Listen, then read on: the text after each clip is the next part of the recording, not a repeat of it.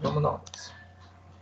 Então, como eu estava falando, então a gente vai começar hoje, e é o que a gente vai ver agora até o final do semestre, é justamente esse ciclo da assistência farmacêutica. Aquilo que a gente viu foi nessas duas últimas aulas, foi um histórico do que aconteceu, como a gente viu. Obrigado, viu, Luiz Neto? E que a gente... Esse é o meu pequeno aqui, pessoal. E aí a gente vai entender, a gente viu todo o histórico aí, para a ciência farmacêutica chegar até onde a gente está hoje. Como a gente viu nessas duas últimas aulas, que quando começou-se lá na década de 1970 com a criação da SEMI, não tinha até aquele momento nada que falasse de medicamento, e aquilo foi realmente uma coisa muito boa, porque começou a distribuir medicamentos para a população. E hoje a gente sabe que hoje está de uma forma muito mais complexa, a população tem muito mais acesso a medicamento, hoje você tem um elenco muito maior de medicamento que você disponibiliza para a população, nós cidadãos temos acesso a medicamentos de centavos a milhões de reais, e isso tudo, como a gente viu, foi passando por fases, foi passando por todo um contexto histórico até chegar onde a gente está hoje. Então, repito, o que a gente vai ver a partir de hoje é justamente a questão dessa logística que envolve essa assistência farmacêutica. Como a gente viu lá, onde eu vou ter o componente básico, o componente estratégico, o componente especializado, a gente vai ver como é que faz para o medicamento ser comprado. No caso, primeiramente, a gente vai ver que ele tem que ser selecionado, ou seja, para mim determinar o que eu vou comprar, para mim depois ver a quantidade, que eu estou falando agora da programação, para me chegar na aquisição, para me ver como é que esse medicamento tem que ser comprado, para depois ele ser distribuído, para depois ele chegar até a unidade básica lá de saúde, onde a gente recebe o medicamento, seja na unidade básica de saúde, como a gente viu, aqueles medicamentos do componente básico, como a gente já falou, que são os medicamentos que atendem 80% das patologias da população brasileira, ou seja, aquele medicamento de um processo, vamos dizer assim, um pouquinho mais complexo para você receber, como os medicamentos especializados, como a gente viu, que você vai ter que ter alguns exames, tem que ter alguns documentos, protocolos clínicos e diretrizes terapêuticas têm que ser seguidas, mas você vai receber esse medicamento. E muitos desses medicamentos são medicamentos que custam aí, como a gente já falou aqui, alguns, não milhares, mas alguns milhões de reais. E isso não é coisa do outro mundo, isso não como muita gente fala, somente para ricos, de forma nenhuma, certo, pessoal? Só para vocês terem uma ideia, né, porque eu estava no meu mestrado, a gente foi apresentar um seminário, e outra equipe lá estava apresentando seminário, no grupo de seminário, no grupo de mestrado tinha vários profissionais. Pra quem não sabe, quando você vai fazer mestrado, você pode fazer algumas disciplinas que você pega vários profissionais. E no caso, meu mestrado é saúde coletiva, então a gente tinha lá profissionais farmacêuticos, enfermeiros, tinha jornalistas, tinha assistentes sociais, enfim. E aí, numa das equipes que foi apresentar os seminários, a pessoa caiu na besteira de dizer assim, tinha na plateia, tinha na turma que não estava apresentando o seminário, uma pessoa que era da promotoria pública, e aí a pessoa que estava apresentando caiu na besteira de dizer essa frase, dizer que muitas vezes o medicamento de alto custo só quem tinha direito, só quem tinha acesso era pessoas de maior condição que entravam na justiça e que tinham advogados caros, aquele negócio todo, um discursozinho que a gente sabe, quem conhece sabe que isso aí não acontece, certo?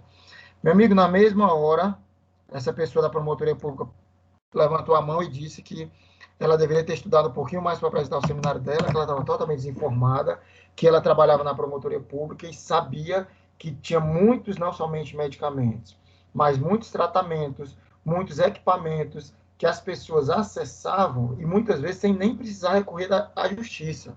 Às vezes a pessoa procurava a promotoria pública, às vezes era só falta de informação, e quando era esclarecida do que ela deveria fazer, dos procedimentos que ela deveria tomar para receber aquele tratamento, seja um equipamento, seja um medicamento, seja um exame, a pessoa recebia sem problema. Então, foi-se já do tempo em que a pessoa precisava entrar na justiça, que só tinha direito, não. Como eu já falei para vocês, o orçamento do Ministério da Saúde, do DAF, do Departamento de Assistência Farmacêutica, foi ano passado, em 2019, de 13 bilhões de reais. E boa parte desse recurso foi para a compra de medicamentos. E foram medicamentos que foram disponibilizados para a população. Desde medicamentos simples, repito, medicamentos de poucos centavos, até medicamentos aí de alguns milhões de reais, certo? Então, estou precisando do medicamento, não vou dizer que são todos os medicamentos que vão ser contemplados pelo SUS, mas boa parte dos medicamentos são contemplados. Se você tem uma prescrição de um medicamento que não é contemplado, que a gente, lógico, o SUS não tem condição de dar também todos os medicamentos. Mas só para vocês entenderem melhor, o que se inclui ou se exclui da Rename, como eu já falei, a gente vai falar um pouquinho também hoje sobre a Rename, o que se inclui ou o que se exclui ali são medicamentos que um colegiado, ou seja, um grupo de profissionais, determina que a população está necessitando. Aí vão averiguar disponibilidade desse medicamento, vão averiguar financiamento desse medicamento, e aí esse medicamento foi incluso no SUS, o cara vai ter direito a receber. Aí vai ver qual é o componente que ele faz parte. Se é parte do componente básico, o cara vai lá na unidade básica e recebe. Se é parte do componente especializado ou estratégico, ele vai ter que ter muitos locais, muitos estados. Tem farmácias específicas que disponibilizam esse medicamento, mas ele vai ter acesso a esse medicamento, certo? Então, se eu tenho uma receita de um medicamento que eu não encontro na rede pública, conversa com o profissional, cara. Doutor, tem condição de eu ser prescrito um medicamento que eu tenha na rede pública? Não vou dizer que todos os medicamentos vão ter condição de ser substituídos, mas boa parte são. Hoje, para você ter uma ideia, estava hoje de manhã cedo estudando aqui para o meu doutorado, porque eu tenho que fazer um artigo científico, e eu estava lendo algumas coisas justamente sobre a assistência farmacêutica, e no artigo que eu estava lendo, para você ter uma ideia, mais de 90% dos medicamentos que tem no SUS são, assim, desculpa, deixa eu só refazer aqui a frase que eu queria falar. Mais de 90% das patologias que a população brasileira tem são contempladas por medicamentos disponíveis no SUS. Ou seja, os medicamentos que a gente tem nessa assistência farmacêutica do SUS atendem mais de 90% das patologias. Então, boa parte das patologias eu vou ter algum medicamento ali que me atenda. Repito, lógico que eu tenho situações específicas, que eu vou ter um medicamento específico que não está no SUS e que realmente eu vou ter que comprar, vou ter que bancar aquele medicamento. Se você quando eu falo, eu estou me referindo a todo mundo aqui da sala, nós aqui, aproximadamente 30 pessoas aqui da sala. Se você tem esse pensamento de que não, é do SUS, é grátis, não serve, me desculpa, eu vou até lhe chamar até de um pouquinho de ignorante, porque eu já comentei outras aulas, você já deve ter tido outras disciplinas, que falam da questão da Anvisa, e que hoje medicamento, existe um controle muito rigoroso de medicamento no Brasil, que é a Anvisa, que é a Agência Nacional de Vigilância Sanitária, que é das profissões tops do nosso segmento farmacêutico, certo? É uma dos empregos, vamos dizer assim, que pagam melhor para farmacêutico. São profissionais da Anvisa, com cargo de farmacêutico, lógico, porque tem cargo, tem farmacêutico lá que não passou para o cargo de farmacêutico, passou para outro cargo, e às vezes a remuneração não é tão boa. Então, questão de salário, questão de benefícios, é top isso aí. Então, quem tem esse interesse de seguir a carreira pública, vai estudando, vai se preparando para quando tiver um concurso aí, assumir vamos dizer assim, esse cargo tão pretendido na nossa profissão. E a Anvisa, que é essa agência reguladora, ela regula o mercado de vigilância sanitária no Brasil. E nessa vigilância sanitária está incluso também medicamentos. A Anvisa não regula só medicamentos. Regula cosmético, regula exames, regula equipamentos. E nesse portfólio de atividades que ela gerencia, que ela regula, que ela participa, ela tem também a parte de medicamentos, que é o que ela é mais conhecida. Então, hoje, a Anvisa garante a qualidade de medicamentos no Brasil. Então, não é porque eu tenho um medicamento lá na unidade básica de saúde, que é entregue gratuitamente, que vai dizer que esse medicamento não tem qualidade. De forma nenhuma. Pelo amor de Deus, tirem isso da cabecinha de vocês. Tirem isso do tic-tac de vocês. Pode ter certeza, aquilo que eu falei, inclusive, na aula passada. Muitos desses medicamentos que eu tenho lá na minha unidade básica, sei lá, aqui de Águas Claras, na minha unidade básica lá de Taguatinga, na minha unidade básica lá do Guará, na minha unidade básica lá no plano piloto. Muitas vezes, esse medicamento que eu tenho disponível nessa unidade básica de saúde é o mesmo medicamento que eu tenho na minha farmácia comercial. Mesmo fabricante, às vezes o mesmo lote, foi distribuído para os dois locais, ou seja, qualidade é a mesma, certo? Então, foi-se o tempo, realmente a gente teve problemas, inclusive, pessoal, o que levou à criação da Anvisa foi justamente problemas que a gente teve com medicamentos alguns anos atrás, em questão de 30 anos atrás, certo? Falsificação de medicamentos que não apresentavam eficiência, e isso exigiu, até porque a imagem do Brasil lá fora, no exterior, estava sendo arranhada pela qualidade dos produtos que a gente tinha aqui, produtos de saúde, então isso foi o que fez levar a criação da Anvisa, a criação dessa agência reguladora, justamente para regular o mercado sanitário no Brasil. E, repito, nesse mercado sanitário, regular, inclusive, o mercado de medicamentos. Tranquilo? Questions? Tranquilo, professor. Beleza, então vamos nós. Então, deixa eu... Seu Roque, desliga o seu microfone, por favor. Beleza, obrigadão.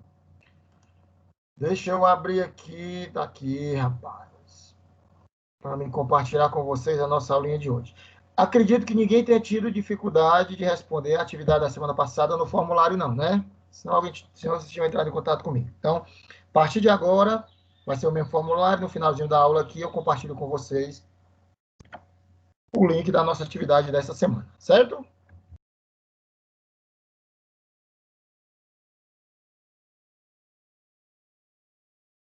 Beleza.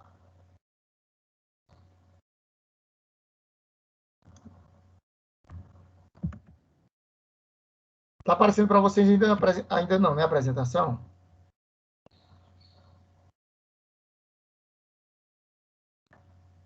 Ainda não, professor.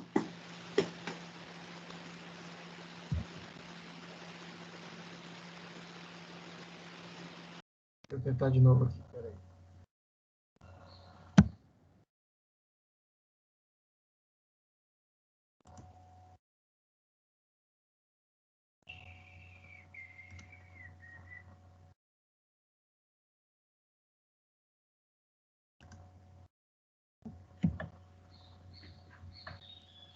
Vocês acessaram o AVA naquele link que eu compartilhei com vocês, que está lá na primeira aula de assistência farmacêutica, ou vocês acessaram pelo link que está sendo disponibilizado automaticamente para vocês?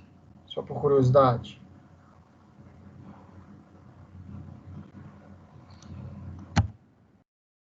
É o que está postado no AVA, professor. Beleza.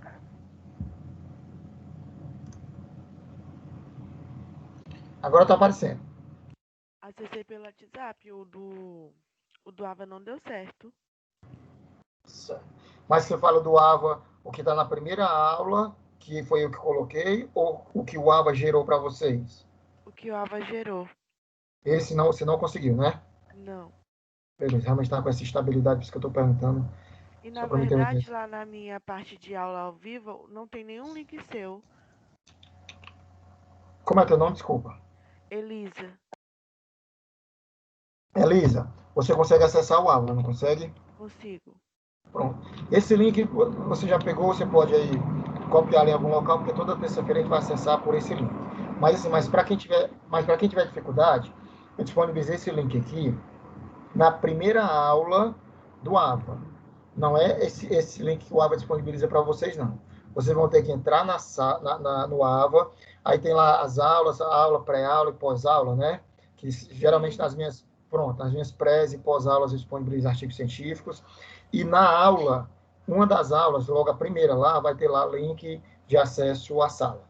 Que aí É isso que eu tô lhe dizendo. Aqui nessa parte não está disponível para mim. Aí talvez seja porque a minha turma entrou depois para você dar aceite, parece, para poder ser incluído aqui na minha parte do AVA. Entendi, entendi. Não, beleza, então.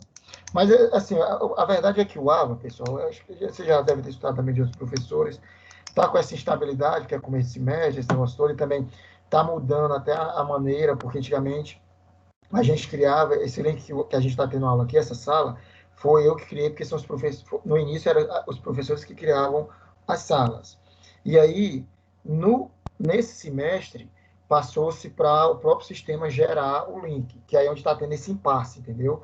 Então, acredito que outras disciplinas vocês tenham tido essa dificuldade, que o Rafa tentou, essa semana, a gente já utilizar esse link do AVA, criado pelo AVA, mas pelo que eu estou vendo aqui, antes de entrar na sala, a gente estava conversando com os professores no grupo, e parece que todo mundo estava tendo dificuldade de utilizar o link do AVA. Então, a gente está utilizando esses links aqui.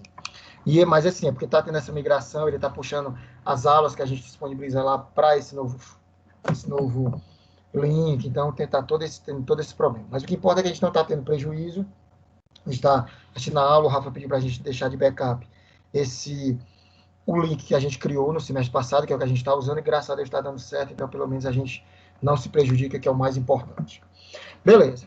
Então, como eu falei, a gente vai começar a falar hoje sobre o ciclo da assistência farmacêutica. Então, a gente vai entender, falando mais uma vez, como é que o medicamento chegou lá na minha unidade básica de saúde. Como é que uma pessoa transplantada, certo? Uma pessoa que recebeu um transplante, recebeu lá um medicamento especializado, que é o que a gente chama, muita gente conhece como medicamento de alto custo. Aquele medicamento custava, sei lá, 3, 4, 5 mil reais. Como é que um paciente recebeu lá o medicamento para tuberculose, para hanseníase, gratuitamente, do componente estratégico. Então, a gente vai entender, a partir de hoje, a partir dessa aula, agora, como é que esse cara teve acesso.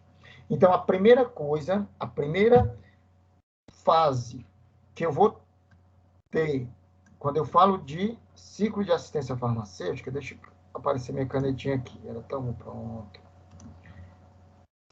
A primeira coisa que eu vou ter que fazer quando eu estou falando de medicamentos, quando eu estou falando do ciclo da assistência farmacêutica, isso acontece, pessoal, se algum de vocês aqui forem futuramente trabalhar com medicamentos em municípios ou estados, em assistência farmacêuticas estaduais ou municipais, se algum de vocês forem trabalhar em farmácias hospitalares, se algum de vocês forem trabalhar em alguma clínica na farmácia, gerenciando a farmácia dessas clínicas, de hospitais, de UPAs, enfim. Esse processo que a gente vai ver aqui, a partir de agora, eu estou falando da aquisição de medicamento de uma forma em geral. Seleção, programação, aquisição, distribuição. Então, muita coisa que a gente vai ver aqui, a gente aplica quando eu falo da logística de medicamentos. Inclusive, também na rede privada. Como o seu Roque trabalha numa farmácia comercial e outros aqui que trabalham em farmácias comerciais. Vocês, com certeza, talvez alguns de vocês sejam responsáveis, se não são, já viram os responsáveis, fazendo lá, vendo o que tem que comprar, vendo, no caso, fazer o pedido, né? Vendo o que tem que fazer o pedido, a quantidade, quando, quem for trabalhar em centros logísticos de grandes redes, como uma Drogasil dessa, como uma Pague Menos dessa, onde você tem ali uma gama de farmacêuticos fazendo uma gama de atividades na rede privada, mas que está envolvido também essa parte de seleção, porque vão estar escolhendo o que vai ser comprado, programando, vendo quando é que vão comprar e quando vão comprar, quando chega vão armazenar, vão vendo como é que vão fazer essa distribuição. Então, ou seja, são processos que a gente foca aqui, principalmente na rede pública, trazendo com relação ao SUS, porque quando eu falo de assistência farmacêutica, eu estou me direcionando principalmente, mas não exclusivamente, mas principalmente para o SUS, mas também muita coisa aqui se aplica também na rede privada. Às vezes recebe até outro nome, mas o processo é o mesmo. Se você for ver, quando você fala de grandes redes,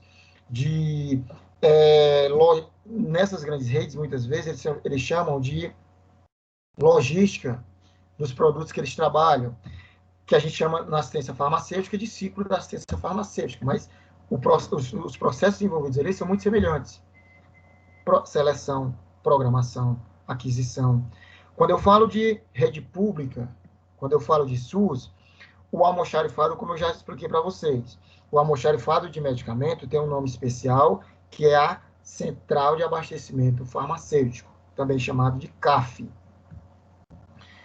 que a gente vai entender mais para frente, que tem suas peculiaridades. Na rede privada, quando você fala desse local de armazenamento, de grandes redes, muitos deles chamam de centro de distribuição.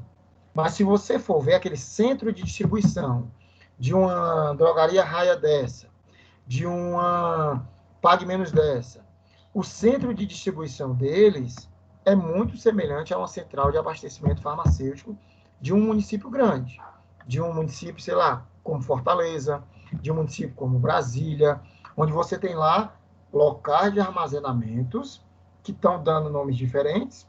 Um é centro de distribuição, o outro é central de abastecimento farmacêutico, mas que no frigir dos ovos vão os dois estar fazendo a mesma atividade, recebendo o que foi programado,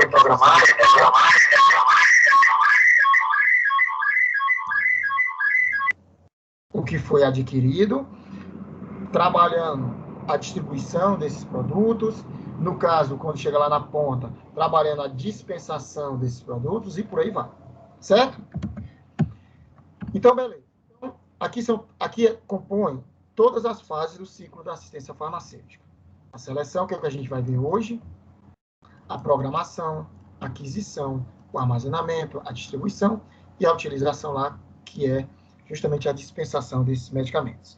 Não se preocupem que a gente vai ver isso com calma em cada aula da gente aqui. Até o final do nosso semestre, a gente vai ver cada uma dessas fases nos mínimos detalhes.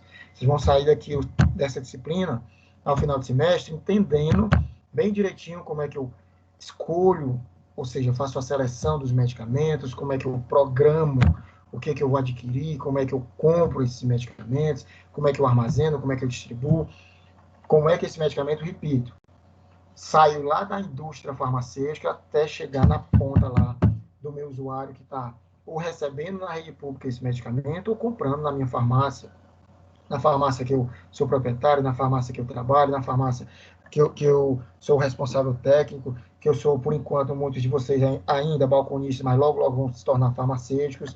Então, a gente vai entender como é que esse medicamento seguiu todo esse ciclo, seguiu todo esse percurso e a gente teve acesso a esse medicamento. Então, o gerenciamento, financiamento, recursos humanos, sistema de informação, controle de avaliação, são peças, são atividades, são recursos que a gente utiliza em todas essas fases aqui do ciclo da assistência farmacêutica. Certo? Então, quando eu estou falando de seleção de medicamentos, o que eu estou dizendo aqui? Alguns conceitos para a seleção de medicamentos. É a escolha dos medicamentos a serem utilizados na assistência à saúde de uma população, com base em critérios de necessidade de saúde, eficácia, segurança, qualidade, custo-efetividade e disponibilidade comercial.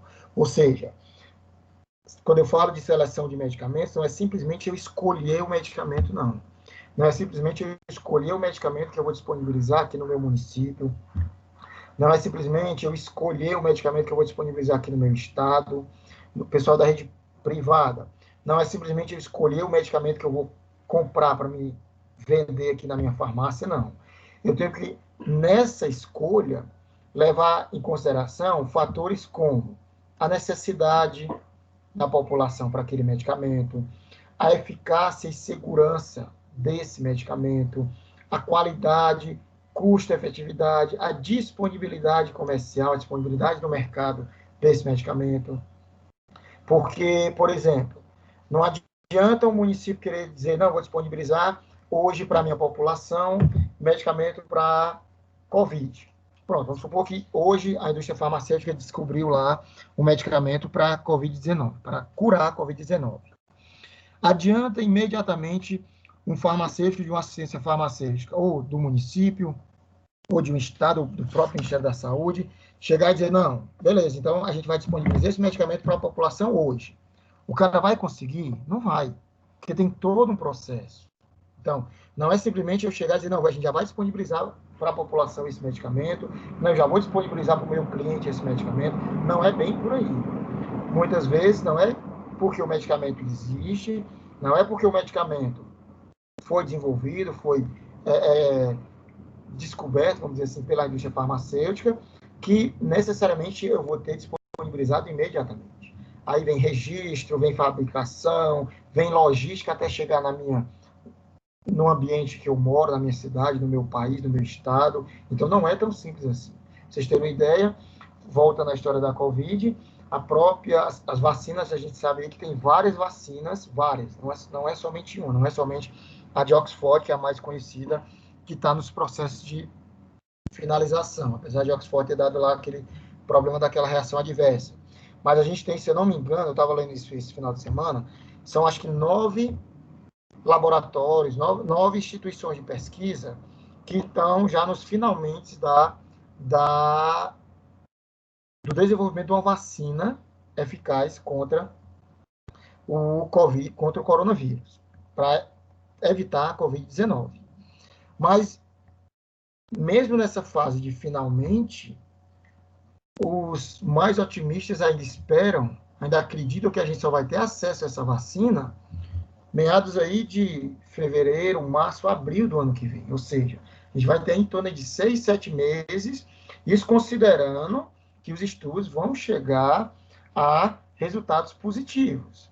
Porque eu estou nem falando que algum desses aí vai dar problema, não. Estou considerando o melhor cenário em que algum desses laboratórios vão conseguir produzir a vacina contra o coronavírus. Mas ainda vai demorar, repito, segundo os bons, as pessoas mais otimistas, a gente ainda vai esperar aí 6, 7, 8 meses para ter acesso a esse medicamento. Então, tudo isso aí eu tenho que levar em consideração na hora que eu estou selecionando o medicamento.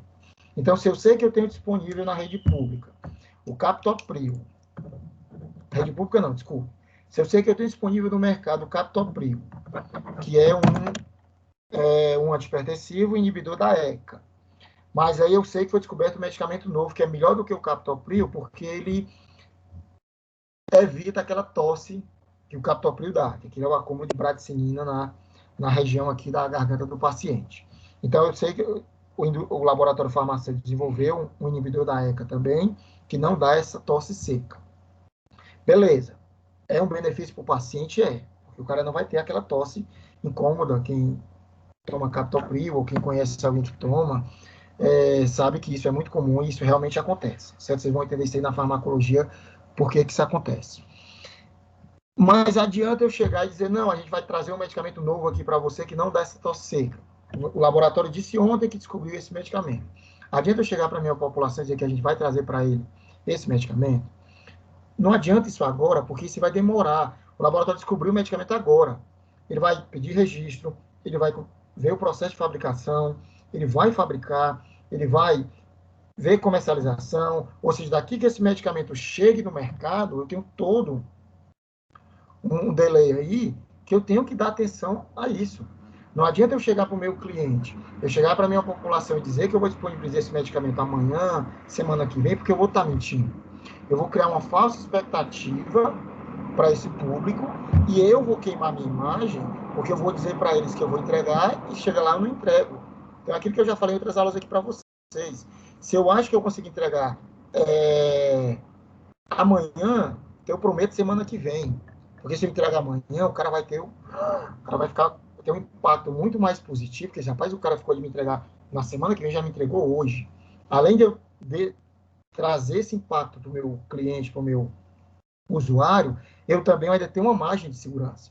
Vai que acontece um problema na produção, vai que acontece um problema no registro, vai que acontece um problema na logística, na entrega desse medicamento.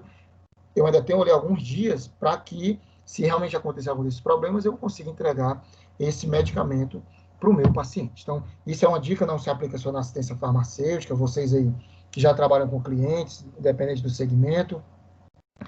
Sei que eu consigo entregar para o meu cliente daqui a 3, 4 dias, vou prometer para ele que eu entregue em 6, 7 dias.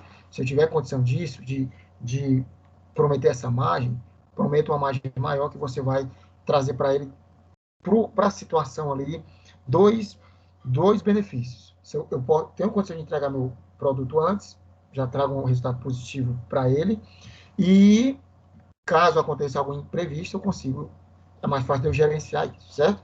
Vocês querem um leitinho com café, pessoal? É bom para despertar, para oxigenar melhor Sim, o tique e o teco. vou comer um cuscuz aqui. Cuscuzinho também é bom, viu? Cuscuzinho com ovo. Não sei aqui em Brasília, mas lá no meu Nordeste é muito comum a gente comer cuscuz com carne. Carne de porco, com frango. Pensa um negocinho que é xotio, que é show. Mas no café da manhã, assim, geralmente é só cuscuz mesmo. Cuscuz com leite, assim, às vezes uma natinha por cima, um queijinho, enfim. Mas vamos nós, voltando aqui para a nossa aula. Então, essa seleção de medicamento também. Outra definição aí é um processo dinâmico, contínuo, participativo e multidisciplinar. Como a gente já viu em outras aulas aqui, a ciência farmacêutica é uma atividade que está diretamente relacionada com nossa profissão, com nós farmacêuticos, mas não é exclusividade do farmacêutico estar na assistência farmacêutica. A gente tem naquela assistência farmacêutica ali vários profissionais. Dependendo do porte dessa assistência farmacêutica, do município que você trabalha, do estado que você trabalha, dos serviços que o estado disponibiliza para a população na assistência farmacêutica, dos serviços que o município disponibiliza para a população na assistência farmacêutica, você vai ter vários profissionais. Eu até citei já para vocês aqui que lá no Ministério, lá na assistência farmacêutica do Ministério da Saúde, no DAF, você não tem só farmacêuticos. Você tem farmacêuticos, você tem advogados, você tem assistentes sociais, você tem contadores, você tem economistas, porque a gente, no caso lá, a gente faz várias atividades. A gente faz atividade financeira, questão orçamentária, questão de impacto orçamentário, questão de custo. Quando eu estou falando custo, eu estou falando custo que vai trazer para o Estado, que vai trazer para o município, que vai trazer para a população, que vai trazer per capita, enfim. A gente faz uma série de análises. Então, isso, eu tenho vários profissionais envolvidos. Trabalho na assistência farmacêutica de um município de médio porte, onde eu tenho ali serviços de judicialização. Então, eu vou ter advogados para me apoiar na assistência farmacêutica, para ver se realmente eu tenho que dar aquele medicamento, aquele material médico hospitalar ou se eu tenho que dar, como é que eu posso fazer essa entrega. Então, eu vou precisar de advogados, vou precisar de assistentes sociais, às vezes, para fazer vamos dizer assim, análise socioeconômica do paciente, para me ver qual o medicamento realmente que ele vai ter direito, qual o equipamento, quem vai ter prioridade em cima de quem, ou seja, você tem vários profissionais. Os prescritores, médicos, enfermeiros, dentistas, que vão estar prescrevendo, e o ideal é que eles prescrevam realmente o que eu tenho disponível ali na minha CAF. Então, eu tenho vários profissionais envolvidos nessa assistência farmacêutica, certo? Por isso que a gente diz que ela é multiprofissional, que assegura ao ente acesso aos medicamentos mais necessários por meio da adoção de critérios de eficácia, segurança, qualidade, custo e utilização racional de medicamentos. Então, aqui são algumas definições para a gente entender que quando eu falo de seleção de medicamentos, não é simplesmente eu escolher qual é o medicamento que eu vou trabalhar. Deixa eu passar aqui outra informaçãozinha também para vocês, bem interessante. Vocês estão vendo aqui a definição do CONAS. O que é o CONAS? O CONAS, pessoal, para quem não sabe, lembra que eu falei já em outras aulas aqui, que no SUS, o SUS é um sistema de saúde, que para quem não sabe é um dos melhores do planeta, para não dizer da galáxia, certo? Porque a gente atende uma população de mais de 210 milhões de habitantes, é um dos maiores sistemas de saúde do mundo e que disponibiliza, a gente está falando aqui, lógico, de medicamento, que é o foco da nossa disciplina, mas que disponibiliza tratamento, que disponibiliza exames, que disponibiliza equipamentos, que disponibiliza uma série de insumos, uma série de produtos, uma série de serviços para a nossa população, no caso aqui, para a população brasileira. Tudo que é decidido no SUS é decidido por 3 entidades principais.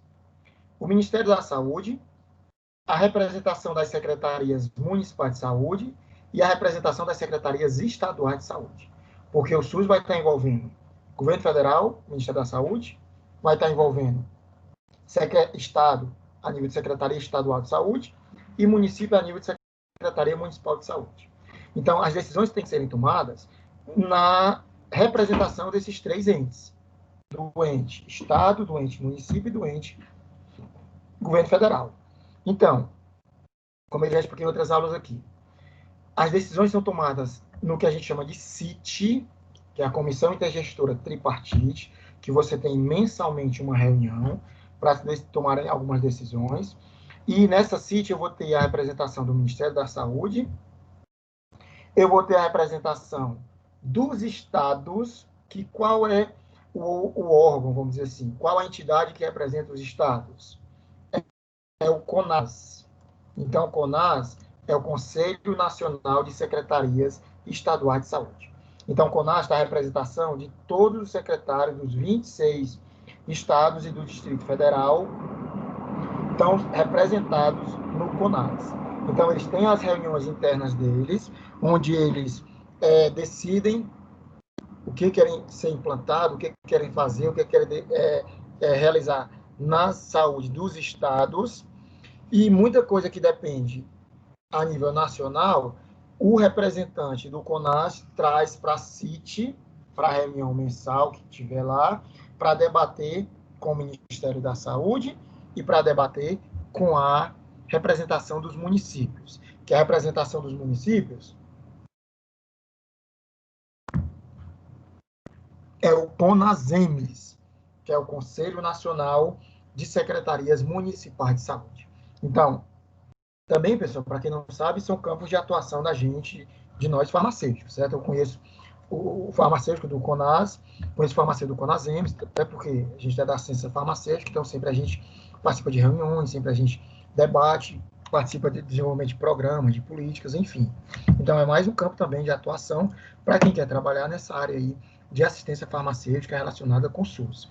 Você vai ter estados, você vai ter municípios que vão ter lá os farmacêuticos, que vão cuidar da assistência farmacêutica desse estado, desse município, e que vão participar muitas vezes dessas comissões, desses colegiados, dessas representações que vão envolver, aqui no caso, assistência farmacêutica específica do CONASEMES, assistência farmacêutica específica do CONAS, e assim vai. Certo? Deixa eu esperar aqui a doutora Victória. Pronto. Beleza. Então, essa seleção de medicamentos é considerada a pedra angular de uma política de medicamentos. Por quê? Porque nessa seleção de medicamentos, pessoal, é onde eu vou definir o elenco que eu vou trabalhar.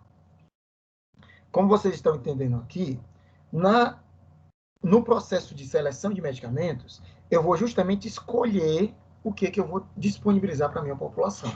E quando eu falo disponibilizar, vou estar com esse item envolvendo todo o processo ali.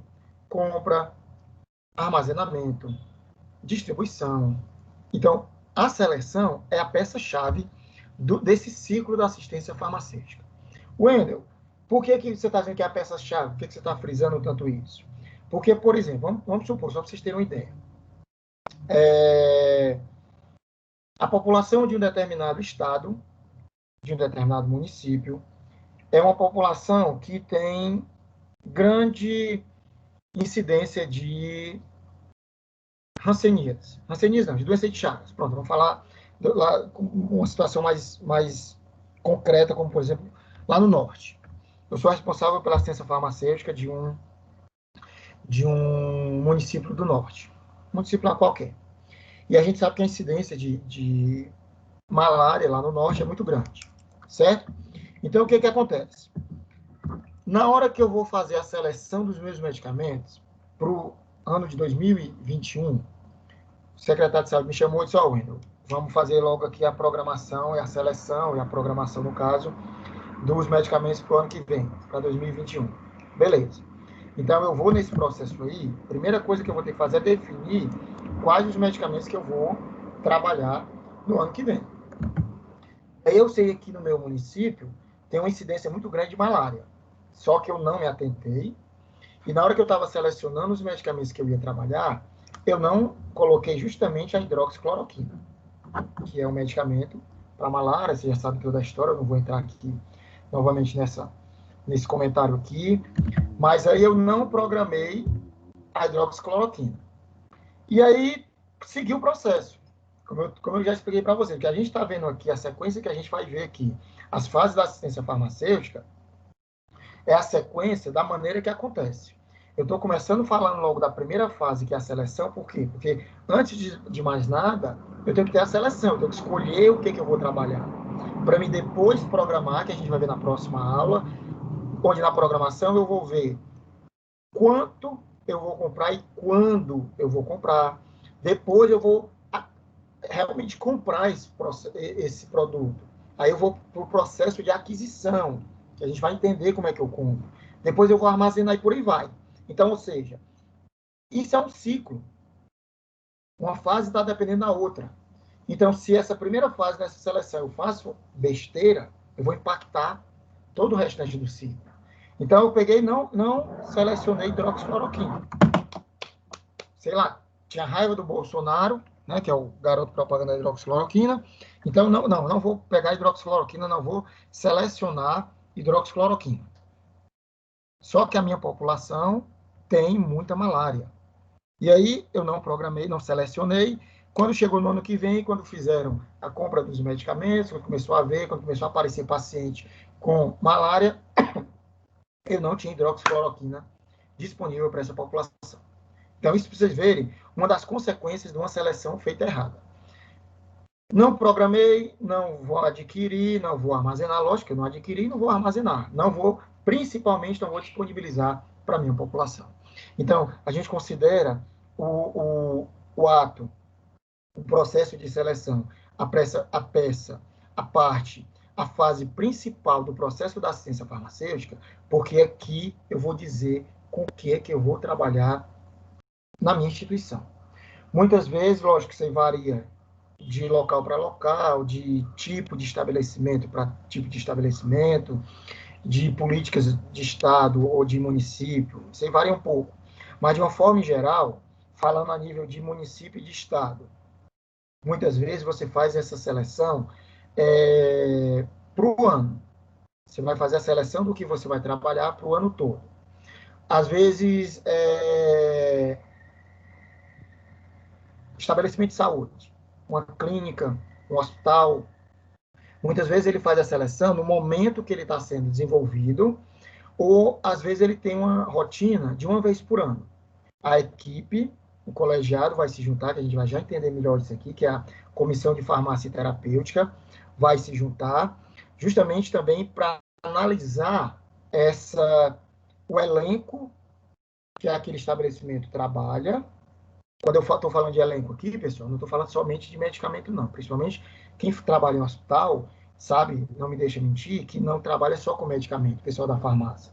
Vai trabalhar com medicamento, vai trabalhar com material médico hospitalar. Muitas vezes os equipamentos ficam sob responsabilidade da farmácia. Muitas vezes, equipamento de proteção individual fica sob responsabilidade do pessoal da farmácia.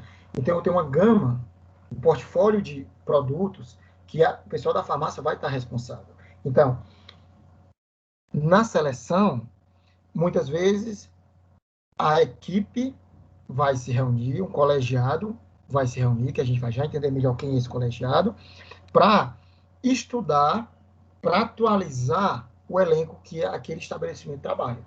Os medicamentos, os exames, os insumos, os materiais médicos hospitalares, para atualizar em que sentido? Para ver, não, a gente programou, a gente selecionou no semestre passado, sei lá, que a gente precisava de captopril, que é um inibidor da ECA, mas a gente não precisava de enalapril, porque também, por ser um inibidor da ECA, a gente optou só pelo captopril.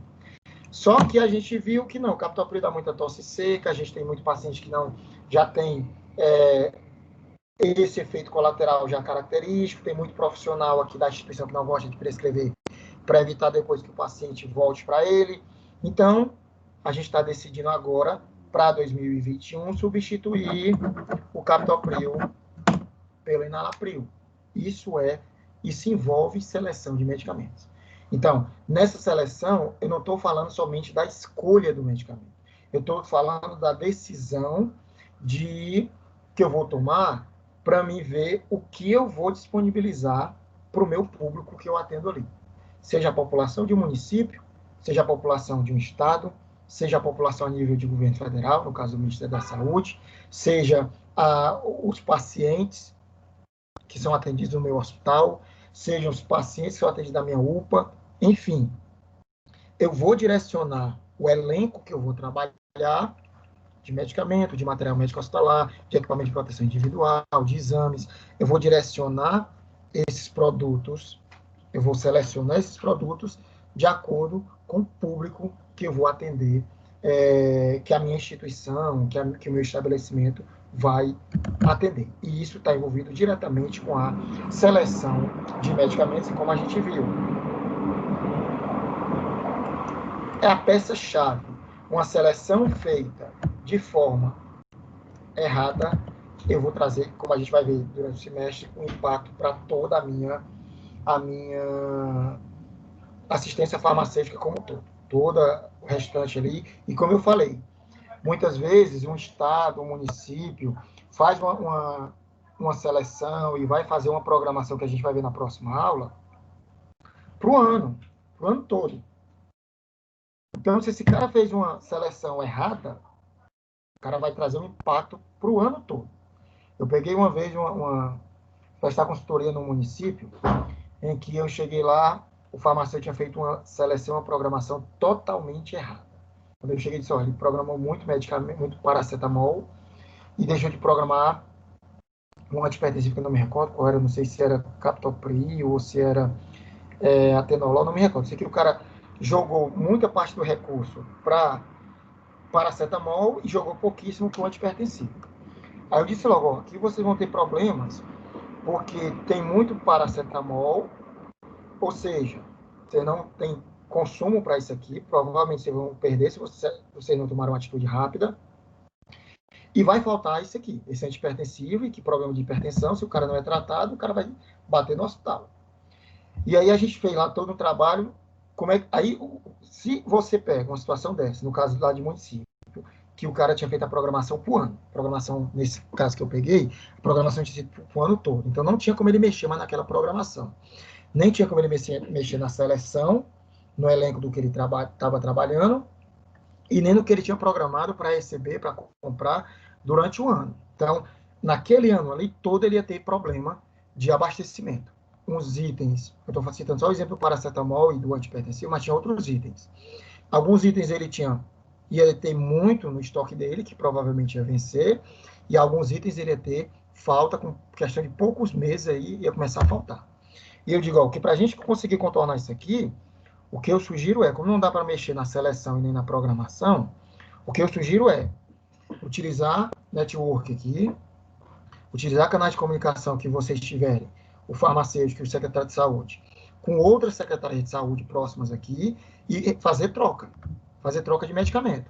Como a gente tem muito captopril, como a gente tem muito fenobarbital, oferece para o município aqui vizinho, vê o que ele tem pouco, vê o que ele tem muito e traz de lá para cá o que está faltando aqui, o que a gente tem pouco aqui, o que o cara tem muito. E assim foi feito. Aí foi feito toda uma rede de contatos, o farmacêutico fez lá uma relação do que ele tinha muito, do que ele tinha pouco, do que ele precisava, e aí disparou e-mails, começou a conversar, o grupo de WhatsApp, fez lá, mobilizou o network dele, e aí ele conseguiu amenizar a situação e conseguiu evitar perdas, praticamente não teve perda de medicamento, e o que o farmacêutico anterior tinha selecionado e programado pouco, muita coisa foi sanada nessa atitude de fazer essa troca com os municípios próximos, com os municípios que eles conheciam ali. Ou seja, o problema ocorreu porque começou lá na seleção e na programação que a gente vai ver na próxima aula. E aí, como eu falei, aquilo ali teria trazido, e não trouxe porque, enfim, houve toda uma mobilização, mas teria trazido um problema sério para a população durante um ano todo. Um ano todo. Problema para a população, porque ia faltar medicamento, problema para os gestores. Quando eu estou falando de gestores, eu estou falando do secretário de saúde e do farmacêutico, que era o coordenador da assistência farmacêutica. Então, para esses gestores também, eles teriam problemas, porque você ia ter medicamento vencendo, você ia ter perda de medicamento, perda de recurso, ia deixar faltar medicamento para a sua população, ou seja, aquilo que eu falei na aula passada. Vários atores envolvidos na assistência farmacêutica, gestores, prescritores que iam prescrever medicamento que não tinham, população, usuário que não ia ter medicamento, ou seja, vários atores envolvidos com assistência farmacêutica iriam sofrer as consequências dessa seleção e dessa programação que foi feita de forma errada, certo? Só para vocês terem uma ideia do impacto que é eu não ter compromisso, eu não fazer uma boa gestão da minha assistência farmacêutica, certo? Isso também se aplica em farmácia comercial. E isso em farmácia comercial, se o cara faz uma seleção de medicamento, compra lá, sei lá, um medicamento caro, que a população não consome, não compra, meu amigo pode ter certeza que isso é causa justa.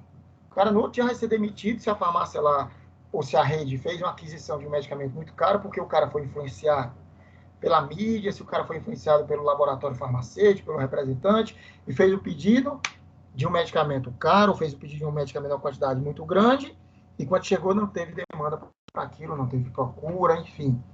Isso aí na rede privada, meu amigo, no outro dia o cara é demitido quando a rede faz um investimento pesado desse e fica lá o medicamento embarreirado.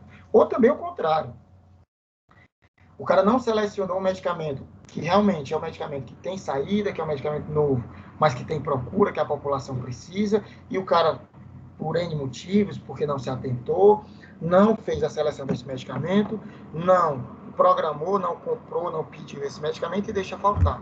Quando o gerente da farmácia, esse gerente não é o farmacêutico, quando o gerente vê que tem uma procura grande e que o responsável pela seleção e pela compra, pelo pedido, não fez esse pedido, meu amigo, pode ter certeza que vai cair nas costas desse infeliz a responsabilidade pela falta desse medicamento.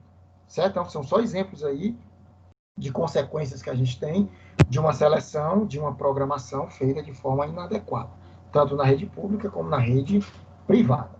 Certo? Professor. Pode falar, agora. O que está falando? Só para mim saber. Uma pergunta. Diga lá, doutor Michael. Tipo, o René, né? Ele que faz a seleção, a relação, né, de medicamentos essenciais, né, nacional. Certo. Aí, beleza. Aí os estados, vai lá, também tem o Rename, né? No não, estado Rename não, é o Remune, né? Não, o município Une e o RESME, que é o estadual. Aí como é que é feita a pesquisa que é tipo quando é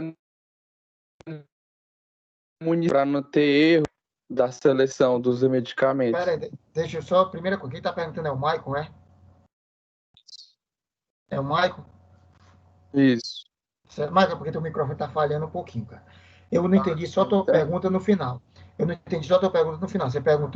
Você falou que o Estado e o município utilizam a referência, que a gente vai já falar melhor sobre eles aqui, e que... Eles usam referência. Isso. Aí, qual é a sua dúvida? A dúvida é saber como é que eles fazem essa pesquisa total, assim, tipo, para não ter excesso, né, de Entendi. Vamos lá. Michael, é o seguinte.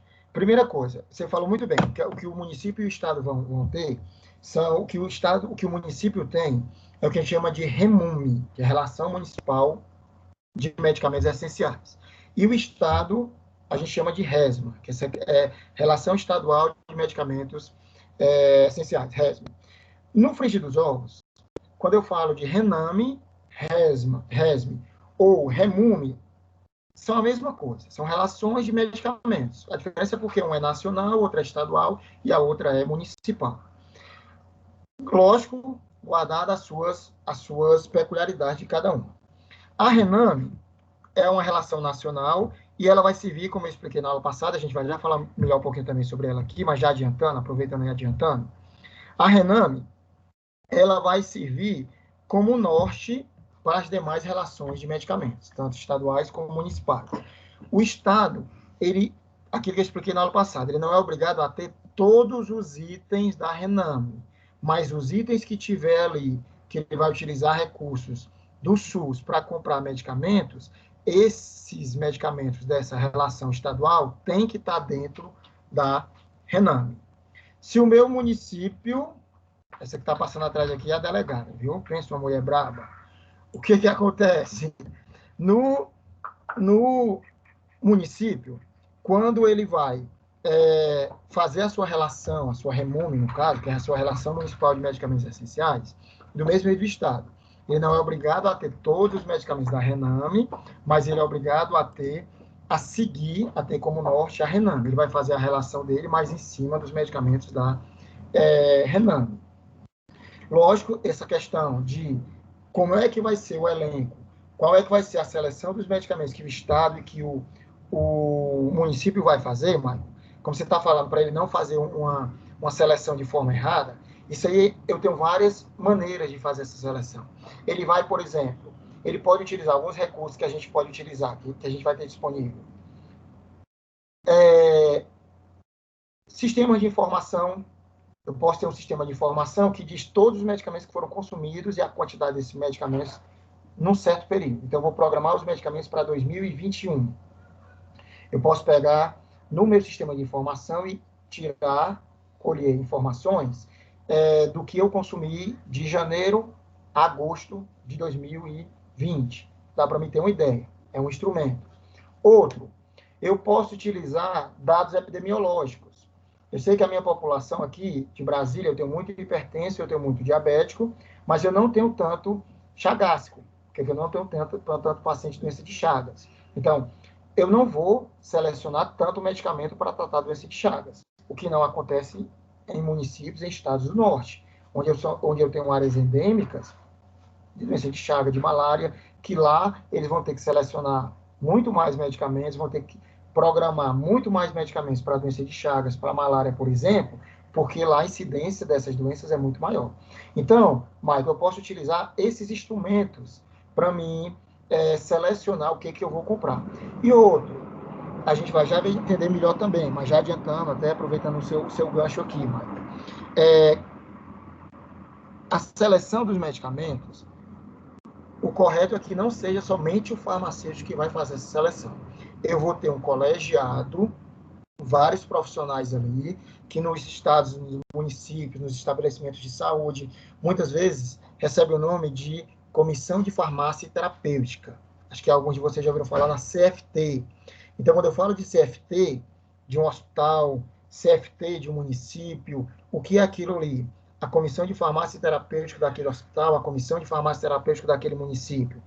É um colegiado que toma decisão, inclusive no elenco de medicamentos, de insumos, de equipamentos que aquele estabelecimento, que aquele município vai trabalhar. Esse colegiado vai ser composto de farmacêuticos, principalmente para dar pitaco em relação a medicamentos, de enfermeiros, principalmente para dar pitaco em material médico hospitalar, de médicos para dar pitaco, tanto de medicamentos como de material médico hospitalar, de procedimentos, do pessoal de laboratório, farmacêutico, bioquímico, biomédicos, do pessoal da gestão, até para dizer a questão dos recursos que tem disponível, o que pode ser comprado, o que não pode. Não, a gente tem que utilizar primeiro esse medicamento aqui, porque a gente já usou muito recurso nele. Enfim, eu vou ter um colegiado multiprofissional que, com vários profissionais, com vários atores envolvidos, no caso aqui da gente especificamente, envolvidos com medicamento. Porque a gente está focando muito aqui, devido ao tema da nossa aula, na logística do medicamento.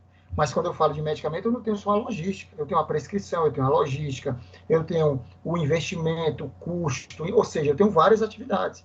Quando eu falo que eu vou estudar medicamento, eu posso estudar medicamento de várias formas. A gente está vendo aqui na disciplina, estudando medicamento, mas a logística do medicamento. Quem paga, ou quem já pagou, quem vai, quando você for pagar farmacologia você está falando de medicamentos, mas por outra visão. Você está falando de medicamento, do mecanismo de ação do medicamento. Quando você vai estudar farmacoeconomia não quer saber praticamente como é que funciona o medicamento.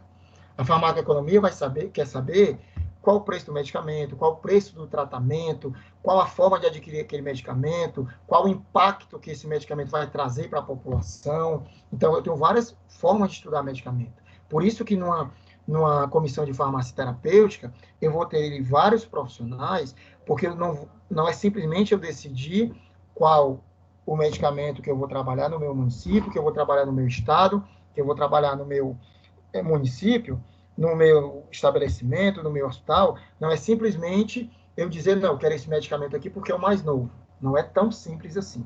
Na seleção, eu tenho que levar em consideração todos esses fatores para me escolher realmente qual é o medicamento que eu vou incluir e também que eu vou excluir. Quando eu estou falando de seleção, eu estou falando de inclusão e de exclusão. Então, Marco, só para finalizar, então, quando eu vou fazer essa seleção, eu tenho que levar tudo isso em consideração. Eu tenho que ter um sistema de informação que me ajude, eu levo em consideração a epidemiologia da minha população, quais as doenças mais comuns da minha população, qual realmente o medicamento novo que tem no mercado, se aquele medicamento novo realmente compensa eu substituir o medicamento que eu tenho aqui, que aí eu vou levar em consideração o preço daquele medicamento, a eficácia daquele medicamento, o custo e a efetividade daquele medicamento. Porque muitas vezes, pessoal, vocês vão ver aí, quando vocês forem pagar farmacoeconomia, que, por exemplo, eu posso pegar um medicamento lá que custa R$1, certo? E eu peguei também outro medicamento, outro fármaco para o mesmo tratamento, os dois eu estou falando aqui de tratamento de Alzheimer. Então, eu tenho lá um tratamento para Alzheimer, que um medicamento custa R$1 o comprimido, só que o outro medicamento, o comprimido, custa 50 centavos. Isso quer dizer que o de 50 centavos o tratamento vai ser mais barato? Não necessariamente. Eu posso ter esse medicamento de R$1, o comprimido, mas se o cara só vai tomar um comprimido por semana. E esse que custava 50 centavos o comprimido, o cara tem que usar 2 comprimidos por dia. Então, se eu for comparar, falando agora da farmacoeconomia, levando o tratamento, não somente o custo por comprimido, aquele que custava R$1 o comprimido, numa semana o cara vai gastar R$1. E aquele que custava 50 centavos o comprimido, o cara vai gastar R$7 por semana. Ou seja, o tratamento desse comprimido que é mais barato, no final, o tratamento vai ser muito mais caro, vai ser 7 vezes mais caro do que aquele tratamento com o comprimido que custava R$1. Então, ou seja, então a comissão de farmácia terapêutica analisa tudo isso aí. Eu tenho que ter profissionais ali para analisar, realmente para ver esse impacto financeiro também, se compensa ou não eu trocar aquele medicamento por outro medicamento.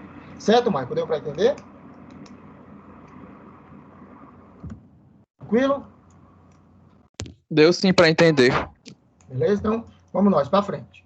Então, como a gente falou aqui, essa seleção de medicamentos é a primeira parte do meu ciclo e é importantíssimo porque, como a gente está vendo aqui, vai impactar em todo o restante da minha assistência farmacêutica, certo? Então, essa seleção deve ser acompanhada da elaboração de um formulário terapêutico, que a gente vai já entender que é um instrumento que a gente utiliza para auxiliar na seleção de medicamentos. Deve ser realizado nos níveis locais, ou seja, o ideal é que eu tenha essa seleção a nível municipal. Tanto é que, se você for ver, pessoal, o elenco, se você pega o elenco dos municípios, é muito maior do que o elenco dos estados, que é muito maior do que o elenco do governo federal. Por quê? Porque quanto mais específico eu for em uma região, mais eu vou estar direcionando para a realidade daquela região. Aquilo que eu falei na aula passada, quando a gente fala hoje, se a gente tivesse uma SEMI hoje, um único órgão a nível nacional que comprasse medicamento por 5.570 municípios do Brasil, hoje a gente considera isso um absurdo. Não tem como eu querer comprar medicamentos para toda a população, porque a realidade epidemiológica aqui de Brasília é bem diferente da realidade epidemiológica lá de Fortaleza, que é bem diferente da realidade epidemiológica de Manaus, que é bem diferente da realidade epidemiológica de São Paulo. Então, isso a gente sabe hoje que é um absurdo.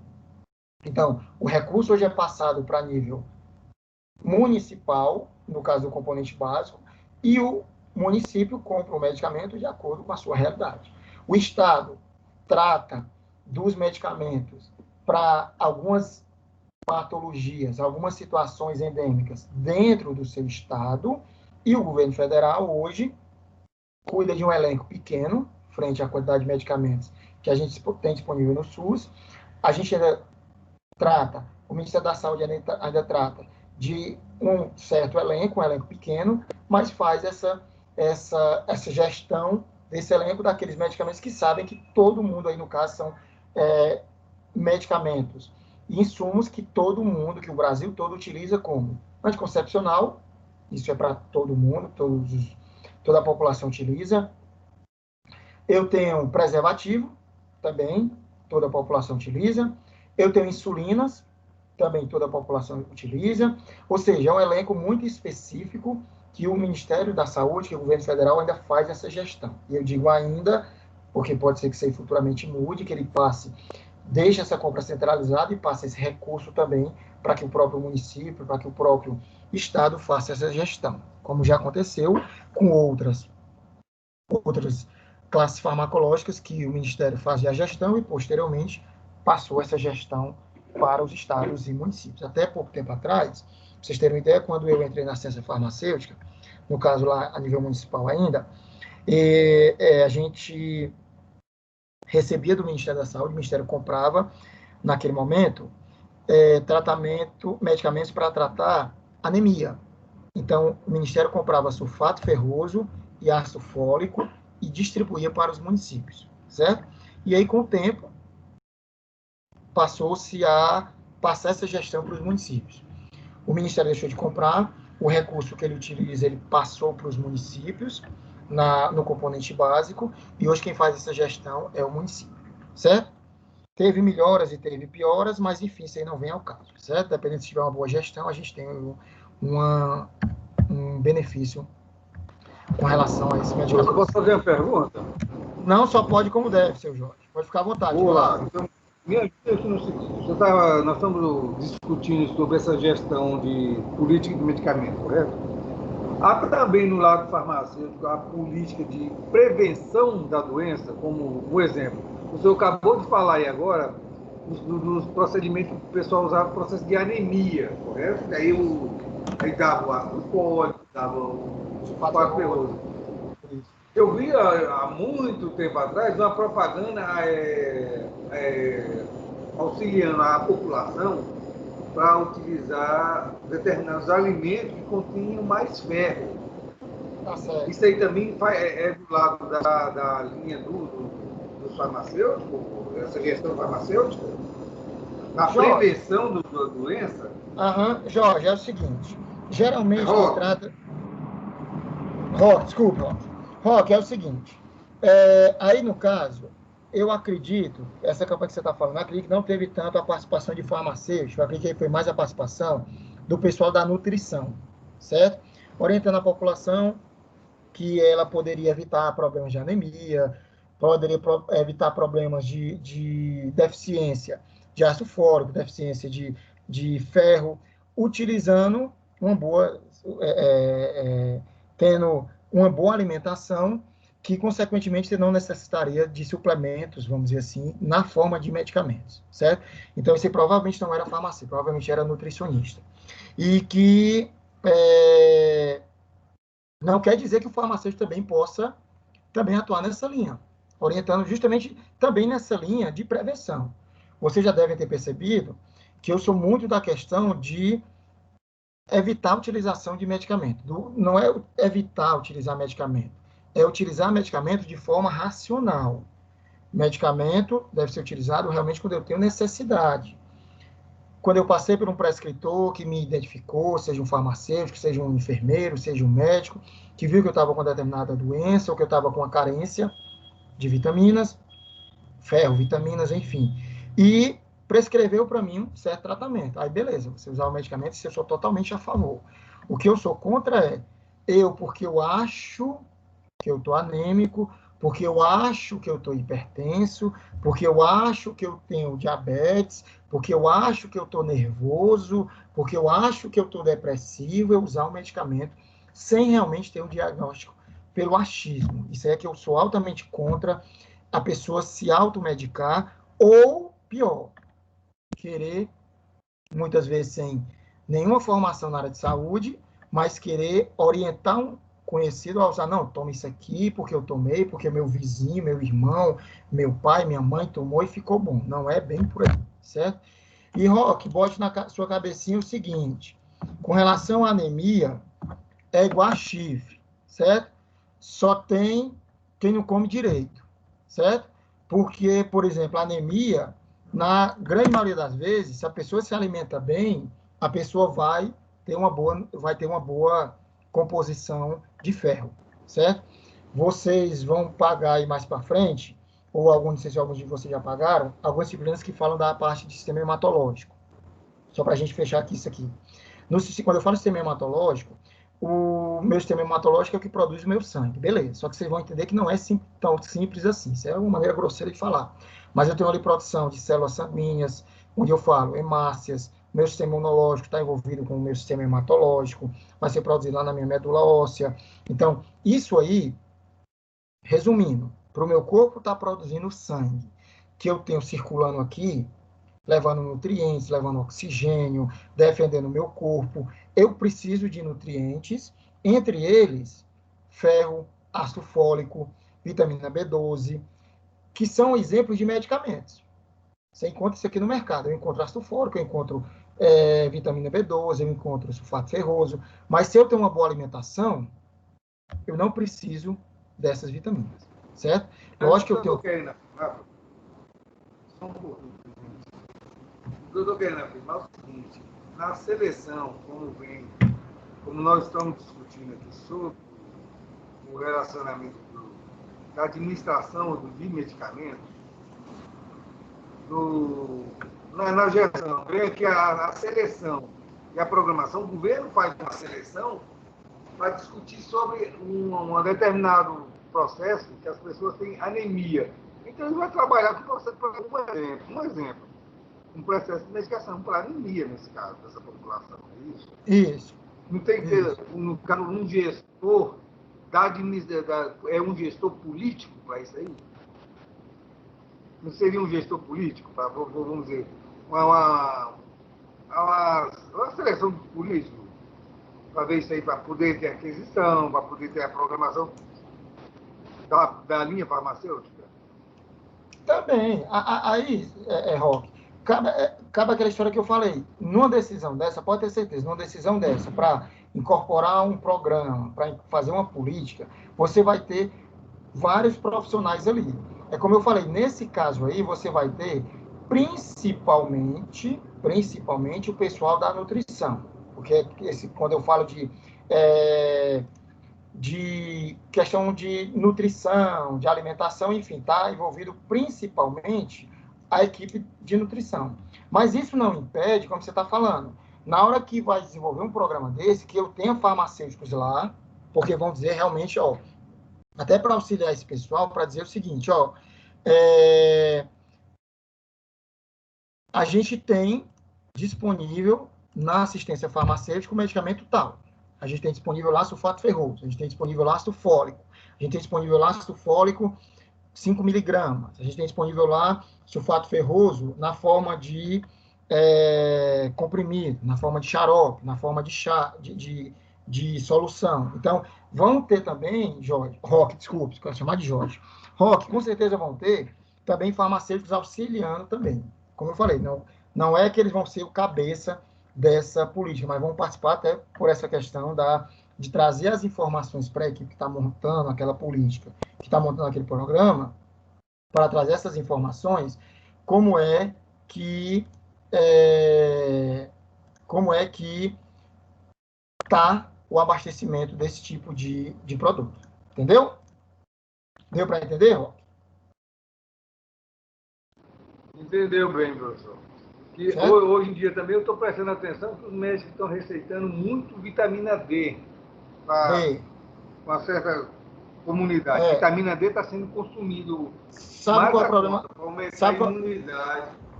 Sabe qual é o problema da vitamina D? É o seguinte, isso realmente um problema que atinge a população mundial. Porque, assim, ó, até poucos anos atrás, a questão de 20, 30 anos atrás, você não me deixa mentir, Roque, que difundiu-se uma política mundial que a camada de ozônio estava sendo destruída, e realmente estava, e que a população evitasse se expor ao sol pela questão do câncer de pele. Você lembra disso? Lembra, Roque? Eu lembro direitinho. Pronto. E aí, talvez... Isso, aí vamos lá. Aí talvez o pessoal mais novo não pegou essa fase, mas só para vocês terem essa informação. Então, lá na década de 1980, por ali, falou-se e estudos mostraram que a camada de ozônio estava sendo destruída e que essa camada de ozônio tinha a função, tinha a finalidade de proteger a nossa pele contra raios solares. E como essa camada estava sendo destruída, então a população tinha que evitar o sol para não ter câncer de pele. Isso estava errado? Não. Estava certíssimo naquele momento, e ainda hoje isso é verdade, a gente deve evitar sol em alguns horários para evitar câncer de pele. Só que naquele momento, atentou-se para o câncer de pele, só que não se tinha tanto conhecimento que a nossa pele, quando entra em contato com o sol, essa nossa pele produz vitamina D. E a vitamina D, pessoal, não é somente para a questão de osso, não, viu? Não é só questão de estrutura óssea, não. Hoje é sabido que a vitamina D traz aí uma série de benefícios para o nosso organismo. Além da estrutura óssea, a vitamina D está envolvida com o meu sistema imunológico, está envolvido com o meu bem-estar de uma forma geral, certo? Então, o que acontece? Essa vitamina D, que a população, por evitar o sol, acabou diminuindo a produção dessa vitamina D. Então, por isso, Roque, que muita gente, isso eu repito, boa parte da população mundial, não é somente aqui no Brasil, hoje apresenta vitamina D baixa por isso. Porque o cara evita o sol, por questão de câncer de pele, que não está errado, mas em contrapartida eu vou ter uma baixa produção endógena de vitamina D. Porque a vitamina D é produzida minha pele, o sol quando bate na minha pele, ele faz com que minha pele produza vitamina D. Então, se eu não pego sol, eu não produzo vitamina D e realmente muita gente, boa parte da população tem deficiência de vitamina D, certo? Aí vem a questão da suplementação. Aí tudo bem, Roque, aí cabe, você passou por um profissional que fez um exame de laboratório e viu que você estava com a vitamina D baixa. O cara prescreveu a vitamina D, beleza, você vai repor. Mas, quero amenizar isso, quero corrigir a minha quantidade de vitamina D, ou não quero nem usar medicamento, eu quero realmente só que o meu corpo tenha vitamina D. Olha a alimentação, volto à história da alimentação para mim ter uma boa composição de vitamina D. Além disso, eu também posso pegar sol. No horário de manhã cedo, até 10 horas, que se comenta que a gente deve evitar o sol entre 10 horas da manhã e 3 horas da tarde. Então, de manhãzinha cedo ali, até 9, 9 e meia, e no finalzinho da tarde. O que acontece hoje, Roque, é que boa parte da população, por evitar o sol, para evitar câncer de pele, também questão de trabalho, o cara vai de transporte, seja transporte coletivo ou transporte próprio para o trabalho, não pega sol, chega no trabalho, entra lá na sua farmácia, no seu escritório, no local que trabalha, não pega sol, às vezes passa o dia todo ali, não almoça nem fora, almoça lá dentro mesmo no refeitório, enfim. Quando vai sair já de tardezinho, às vezes até de noite, realmente o cara não se expõe ao sol. E aí acaba que a produção dele de vitamina D caiu, está caindo, e o cara apresenta deficiência de vitamina D. Entendeu? Então, realmente, essa baixa da vitamina D, essa deficiência da vitamina D que a gente tem hoje, é justamente por isso. Certo? Deu para entender, Roque? Deu para entender muito bem, professor. Obrigado. Tranquilo. Deixa eu só fazer aqui um pequeno detalhe aqui.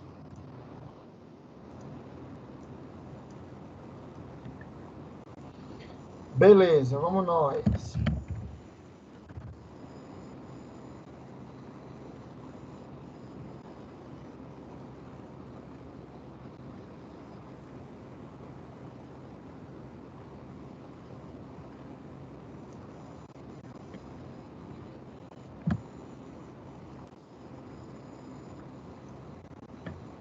Então, essa seleção de medicamento é considerado o eixo principal, como a gente está falando, não o eixo principal, mas um dos eixos principais da minha assistência farmacêutica, né?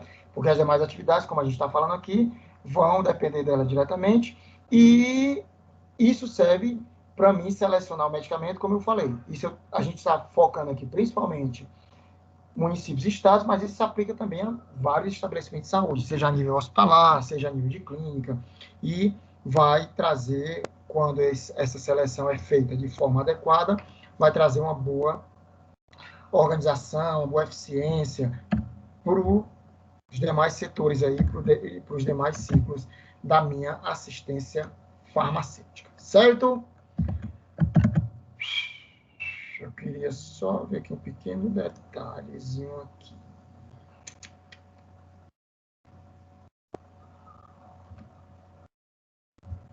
Agora vai. Bom, os medicamentos selecionados devem ser aqueles com eficácia e segurança comprovados, ao melhor custo possível, pois são imprescindíveis para o tratamento das doenças prevalentes na população-alvo no âmbito municipal, microrregional, estadual ou nacional, que é como a gente está falando justamente aqui. Só um instantinho, pessoal, deixa eu só fazer aqui um pequeno detalhe.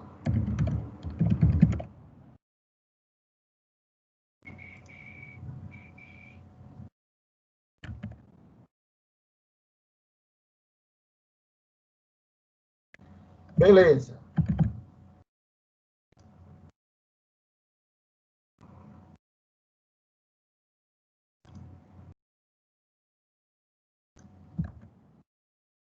Vamos nós. Então, os medicamentos selecionados são, quando eu falo de SUS, muitas vezes a gente chama de medicamentos essenciais, aquilo que eu falei, que são os medicamentos para atingir grande parte das patologias que acometem uma população.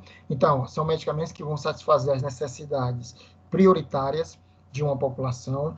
A própria Rename, mais de 80% das patologias da população são medicamentos que vão atender essa gama aí. Mais de 80% das patologias têm medicamentos no SUS disponíveis para o atendimento dessas patologias. Certo? São medicamentos eficazes, seguros, custo e efetividade com qualidade, certo? Outro detalhezinho também é que, como a gente está frisando bem aqui, se eu tenho uma boa seleção de medicamentos, o que vai acontecer? Eu vou ter medicamentos seguros, eficazes e com qualidade. Apesar de hoje... Só um instantinho, só respondendo o nosso aqui, bem rapidinho.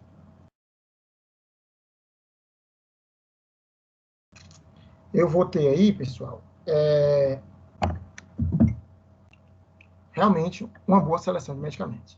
Repito, quando eu estou falando de seleção de medicamento, como vocês estão vendo, não é simplesmente o ato de eu dizer, não, eu vou trabalhar com esse medicamento, não é tão simples assim. Tem uma série de fatores que devem ser levados em consideração. Os principais objetivos é eu ter essa relação de medicamentos que eu vou trabalhar, esses medicamentos essenciais. Implantar políticas de utilização de medicamentos com base na adoção e seleção e uso terapêutico correto no local que eu estou trabalhando, seja o município, seja o estado, seja uma clínica, seja um hospital. Proporcionar ganhos terapêuticos e econômicos, porque eu tenho um elenco já X que eu vou trabalhar. Só para vocês terem uma ideia, isso, a gente está falando muito aqui do impacto benéfico para o farmacêutico e para a população.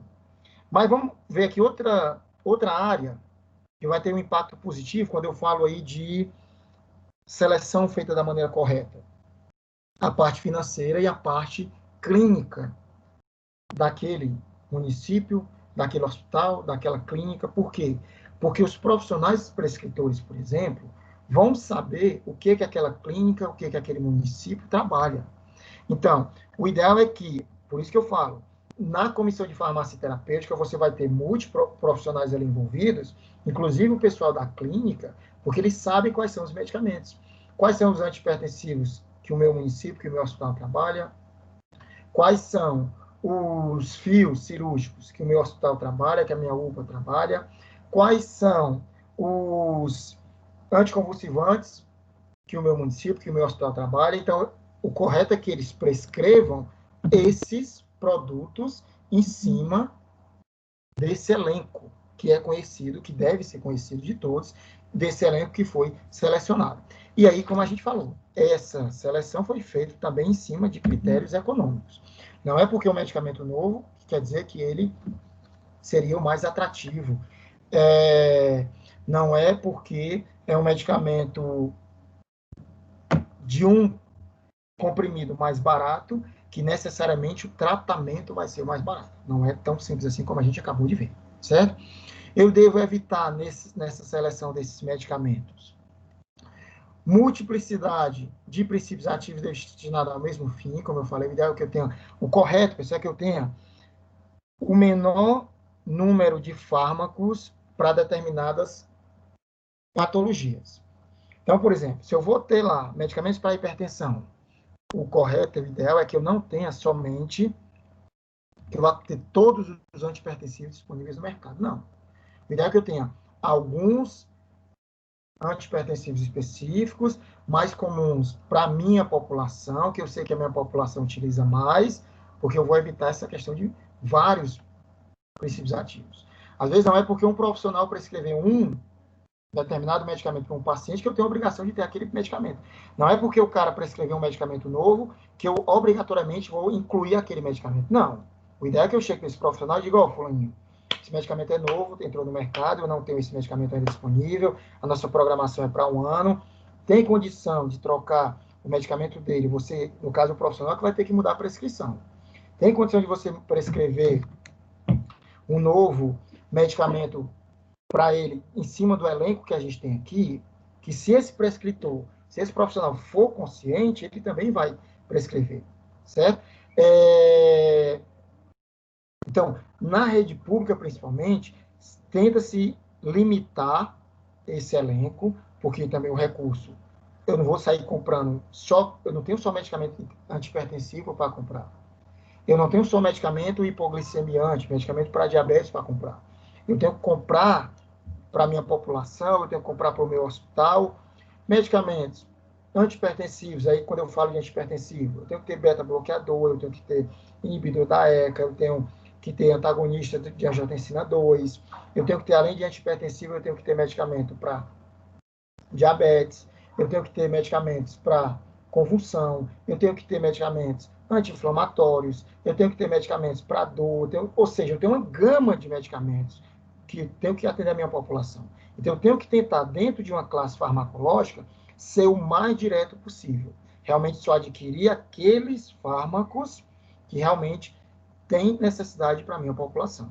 O profissional vai dizer, às vezes, não, eu não tenho como substituir esse medicamento. O cara só adianta ele usar para a pressão arterial dele, para a hipertensão arterial dele, esse medicamento. Esse que tem na rede pública não tem como, não atende.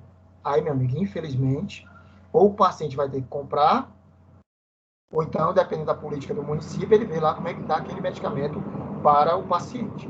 Mas a assistência farmacêutica não tem responsabilidade numa situação dessa. Considerando que ele fez uma boa seleção, teve lá reuniões onde decidiram quais medicamentos que deveriam ter, quais medicamentos que não deveriam ter, em cima da RENAME, em cima da relação, em cima das endemias que atendiam aquela população, certo? Outra vantagem também, pessoal, desses medicamentos essenciais dessa seleção é que eu vou padronizar quais os fornecedores que realmente me atendem. Porque, às vezes, também tem lá um fornecedor que diz que me entrega o medicamento mais barato do que o fornecedor B, mas quando vai ver, o cara não tem o medicamento. O cara diz que me entrega amanhã, mas segunda-feira que vem o medicamento ainda não chegou. Então, por mais que eu, no primeiro momento, pense que eu teria uma vantagem econômica, eu acabo tendo muita dor de cabeça e, muitas vezes, eu vou ter que passar para um fornecedor que agora não quer me vender mais aquele preço que ele ofereceu na semana passada, ainda vou ter que pagar mais caro, porque aquele fornecedor lá me deu uma certa dor de cabeça. Então, o que muitas empresas fazem, empresas não, desculpe, o que muitas entidades fazem, muitos estados, muitos municípios, muitos hospitais, muitas farmácias fazem, às vezes, clínicas, é ter um rol uma cartilha de fornecedores que fazem avaliação desses fornecedores. E aí ele só, dependendo da falha que o fornecedor teve, o cara às vezes nem fornece mais para aquela farmácia, para aquele hospital, porque o cara às vezes traz muito mais dor de cabeça do que traria benefício se comprasse daquele fornecedor, e o cara simplesmente perde essa condição de vender para aquele hospital, para aquela clínica, para aquele município, certo? A gente vai ver que muitas vezes, mesmo na rede pública, a rede pública sendo obrigado entre aspas, a rede pública tendo que comprar o mais barato, mas, como eu já falei na aula passada, não quer dizer que o mais barato é o melhor. Ele vai ter que comprar o que é mais vantajoso. Então, às vezes, mesmo o fornecedor dando um preço melhor, menor, o cara tem municípios, tem estados que fazem avaliações de fornecedores e, às vezes, nem permite que aquele fornecedor entre no processo licitatório. O cara, na licitação do ano passado, de 2019, ganhou a licitação, mas não entregou nada, entregou 10% do que tinha prometido.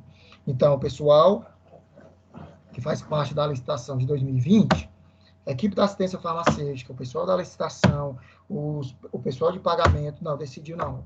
A gente fez uma avaliação, então isso aqui é uma base legal. Então, a gente, em cima dessa avaliação aqui, o fornecedor A não pode nem participar do processo licitatório.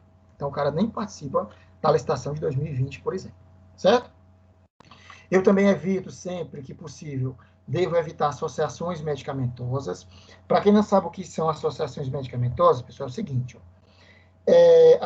associação medicamentosa é quando eu tenho 2 princípios ativos no mesmo medicamento. Então, por exemplo, quando eu falo de antihipertensivo, eu tenho lá o atenolol. O pessoal de farmácia não me deixa mentir que eu tenho um medicamento no mercado com princípio ativo atenolol, muito conhecido, que é o Abloc. O Abloc, se eu pegar só o Abloc ele é atenolol. É um medicamento, beleza. E eu tenho, qual é o Abloc que vem com hidroclorotiazida? O pessoal de farmácia me lembra aí, por favor. Qual é o atenolol que vem com hidroclorotiazida? É o Abloc Plus? Pronto, obrigado. O Abloc Plus. Eu tenho o Abloc, que é só atenolol, e eu tenho também no mercado o Abloc Plus. O que é o Abloc Plus? É um medicamento que eu vou ter como princípio ativo atenolol junto com hidroclorotiazida. Então, aqui, isso é o que eu chamo de associação. Eu peguei 2 princípios ativos e juntei no mesmo medicamento. Numa seleção de medicamentos, para um hospital, para um município, para um estado, o ideal é que eu evite associações medicamentosas. Lógico que eu vou ter situações onde eu realmente vou selecionar associações medicamentosas. Por exemplo, se eu falar de sulfametoxazol, eu vou ter sulfametoxazol mais trimetropina. Beleza. Não tem uma maneira melhor de evitar, de tratar, vamos dizer assim, algumas infecções que não seja sulfametoxazol mais trimetropina. Então, essa é uma associação que a grande maioria dos municípios, que a grande maioria dos hospitais disponibiliza para atender o seu público. Então, não é que eu não vá ter nenhuma associação, mas o ideal é que eu evite o máximo de associação. Provavelmente, a gente não encontra, na grande maioria dos municípios, na grande maioria dos estados, a gente não encontra atenolol junto com hidroclorotiazida, o Abloc Plus, no caso, a gente não vai encontrar, certo? Porque Professor, isso deve ser evitado. Oi, nega. A Oris está falando, só uma correção, o atenolol, ele é associado a clortalidona. O Plus é atenolol com clortalidona, né? Isso. Desculpa, beleza, obrigado pela correção. Ou seja, mas são associações. Então, quando eu falo de associações, é isso, associação medicamentosa. Eu peguei um medicamento com 2 ou mais princípios ativos. Estou falando aqui do antihipertensivo, que eu tenho 2 princípios ativos, no caso do Abloc Plus, como a Oris me corrigiu bem, onde eu vou ter atenolol e clortalidona. Beleza. Mas isso, numa seleção, isso eu devo evitar. O ideal é que eu tenha só o atenolol e outro medicamento que seja só a clortalidona. Se o paciente tem necessidade de utilizar os 2 medicamentos, então, nesse caso, para aquele paciente, beleza, vai ser prescrito os 2 medicamentos. Tranquilo? Repito, não é que eu não vá ter, mas eu devo evitar esse tipo de medicamentos. Os medicamentos que são associações. A gente sabe, como eu falei, tem situações que eu não consigo evitar. O próprio sulfametoxazol é muito prescrito com trimetropina, polivitamínicos. Eu tenho vitaminas aí com 6, 8 vitaminas, entendeu? Então, isso aí são situações realmente que não tem como evitar, mas sempre que eu puder, eu evito. A Rename, como a gente já falou aqui, em outras aulas, é a Relação Nacional de Medicamentos, contempla os medicamentos e insumos disponibilizados no SUS, por meio dos componentes, aqueles 3 componentes que a gente viu da assistência farmacêutica, componente básico, componente especializado e componente estratégico da assistência farmacêutica, além de medicamentos também de uso hospitalar. A Rename, pessoal, é atualizada a cada 2 anos e as últimas Renames, certo? Foram as Renames que apresentaram material médico hospitalar, medicamento médico hospitalar. Até, se eu não me engano, acho que a Rename, 2, 3 edições anteriores, não apresentava medicamento hospitalar. Apresentava medicamentos para componente básico, componente especializado e estratégico, e as últimas Renames foi que foi incluso mais um elenco, que foi o elenco de medicamentos de uso hospitalar, justamente para servir de norte para os demais entes públicos, para os demais entes que envolvem o SUS. A gente já falou aqui muito sobre ela, né, a lista de medicamentos que deve atender às necessidades prioritárias da população, deve ser um instrumento mestre para ações do SUS, da assistência farmacêutica. Essa Rename, a gente está falando da Rename brasileira, essa Relação Nacional de Medicamentos Essenciais brasileira. Só que, pessoal, para vocês terem uma ideia como a Rename é um instrumento importantíssimo, não é somente no Brasil, não tem um Rename só no Brasil. A própria OMS, a própria Organização Mundial de Saúde, já desde a década de 1940, há mais de 40 anos, desde a década de 1940 anos, desculpe, desde a década de 1970, há mais de 40 anos, a OMS prega que os países tenham a sua Rename. Lógico, a OMS instiga que cada país tenha a sua Relação Nacional de Medicamentos Essenciais, porque cada país é quem entende a sua realidade epidemiológica, a sua realidade financeira, enfim, todos esses fatores que envolvem os medicamentos naquele país. Mas o que ela instiga é que o país tenha a sua relação de medicamentos para nortear, como a gente está vendo, toda a saúde pública daquele país. Essa Rename é atualizada constantemente. A nossa Rename hoje, no caso agora voltando para a situação brasileira, ela é atualizada a cada 2 anos. Isso é lei, certo? É uma legislação que rege a composição da Rename, que rege a atualização da Rename, a revisão, a comissão que vai fazer essa revisão e essa atualização, que é uma comissão chamada de CONITEC, que, como eu já falei aqui, é um colegiado composto aí de vários profissionais, de várias categorias envolvidas com medicamentos. Farmacêuticos, médicos, pesquisadores, enfermeiros, ou seja, uma gama de profissionais envolvidos com medicamento. O Ministério da Saúde atualizou a Rename já em 2020, certo? Se encontra nesse sítio eletrônico aqui, ó, vocês podem baixar esse instrumento, é um instrumento gratuito, não tem custo nenhum, vocês baixam lá no formato eletrônico em PDF, e vocês vão entender quais são esses medicamentos, como é que é composta essa Rename. Essa Rename hoje, a Rename de 2020, ela contempla 921 itens, não são somente medicamentos, ou seja, a gente tem, como eu falei na aula passada, quase 1.000 itens para atender as patologias, os tratamentos da população de uma forma em geral, certo?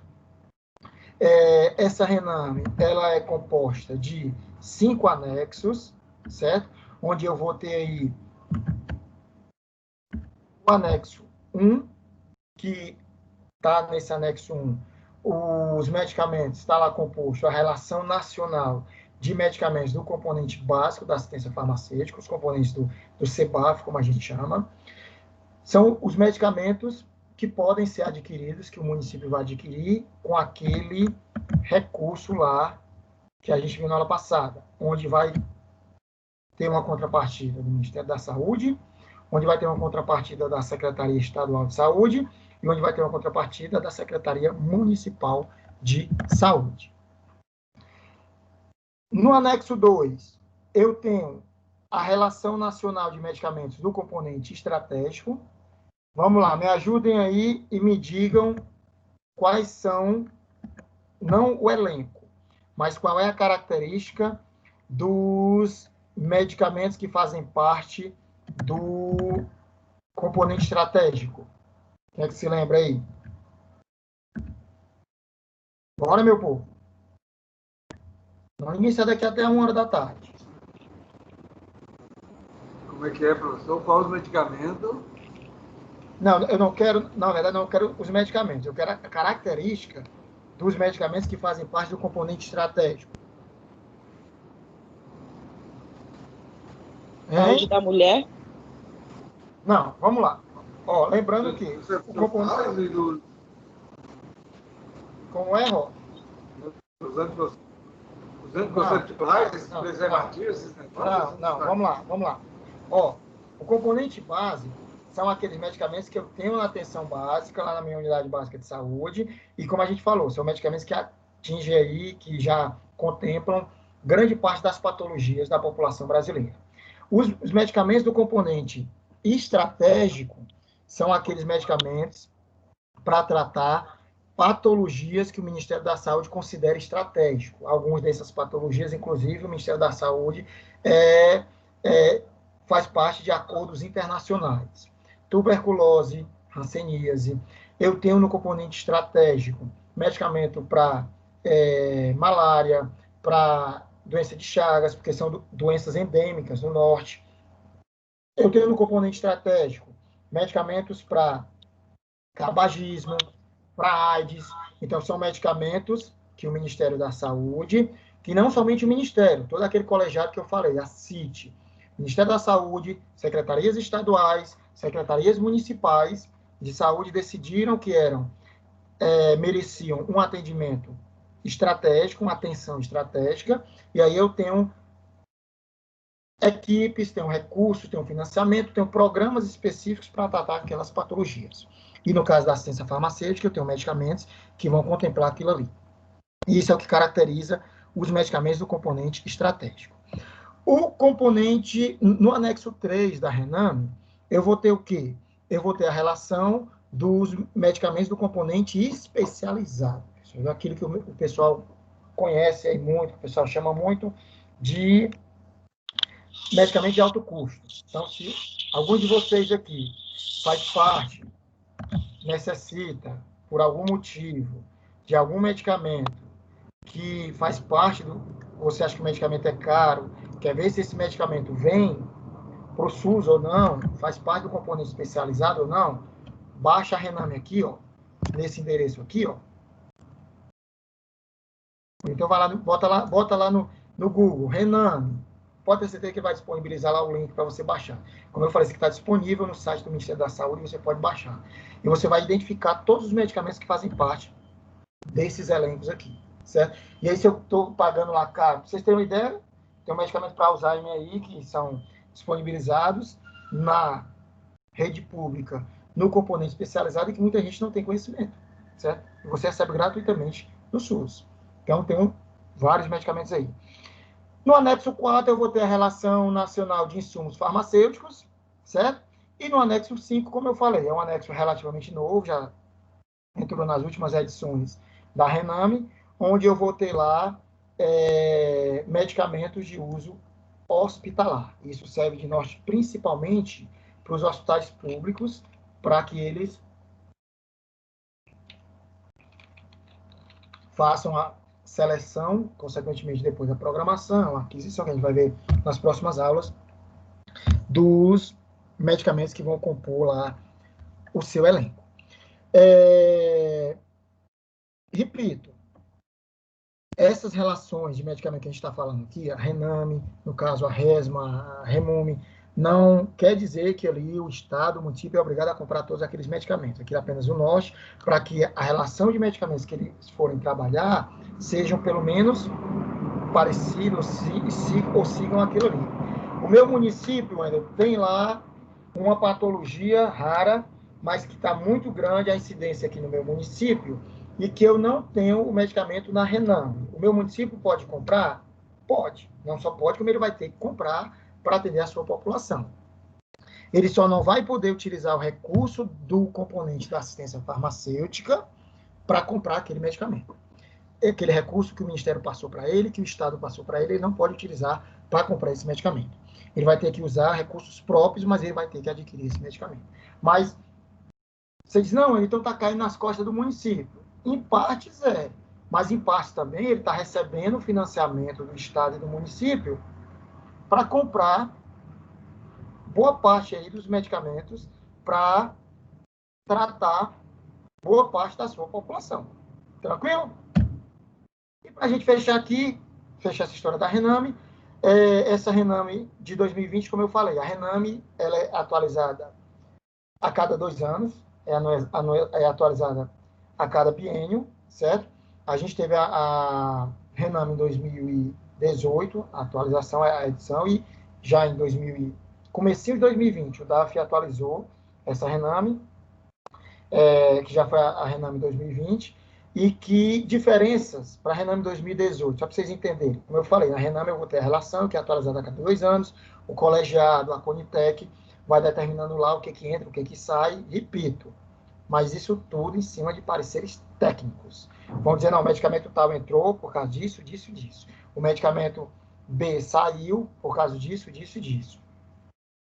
Levando em consideração custo, levando em consideração disponibilidade, levando em consideração necessidade da população, levando em consideração impacto orçamentário, enfim, é uma série de fatores que são analisados quando eu estou incluindo ou excluindo esses itens.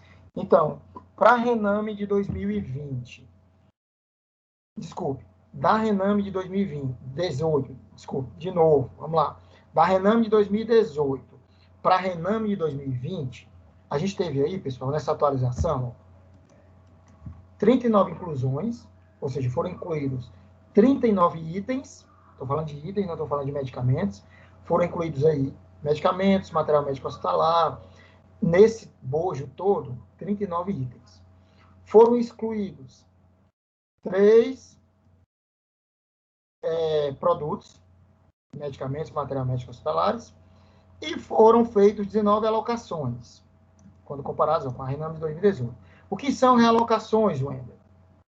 Eu tinha um determinado medicamento que estava no componente básico, que era financiado pelos 3 entes, e agora ele passou para o componente especializado. Não vai ser mais o recurso do componente básico quem vai pagar. Ele foi para o componente especializado, só quem vai pagar ele agora é o Ministério da Saúde. Não, só quem vai pagar é o Estado. Não, o Ministério da Saúde não entra mais com nenhuma contrapartida na compra desse medicamento. Ele foi realocado para outro componente e a responsabilidade daquele componente é somente do Estado e do município. Então, quando eu falo realocação, são isso. Então, eu tive aí 19 itens que mudaram ou do componente básico para o especializado ou para o estratégico, ou do estratégico para o especializado ou para o básico, e por aí vai.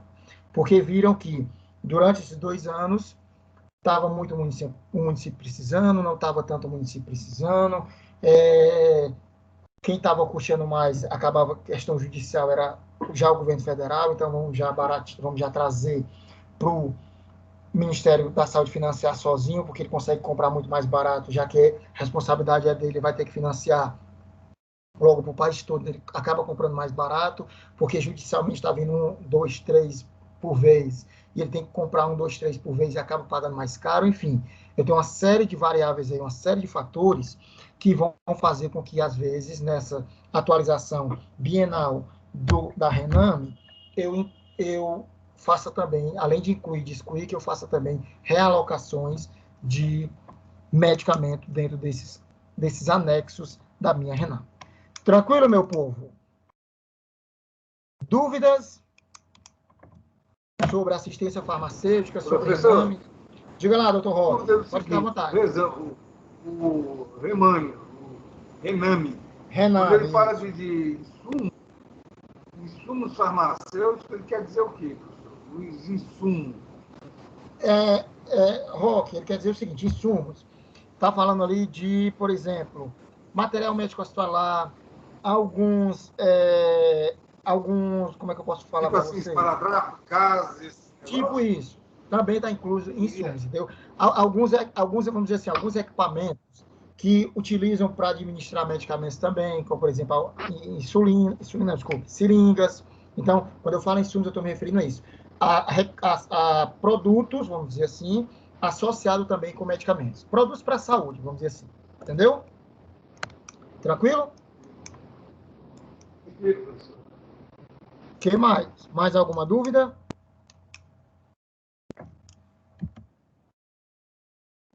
Algum comentário, meu povo, sobre o que a gente viu aqui? Nada? Então, entenderam tudo do que a gente viu aqui hoje nessa parte de seleção?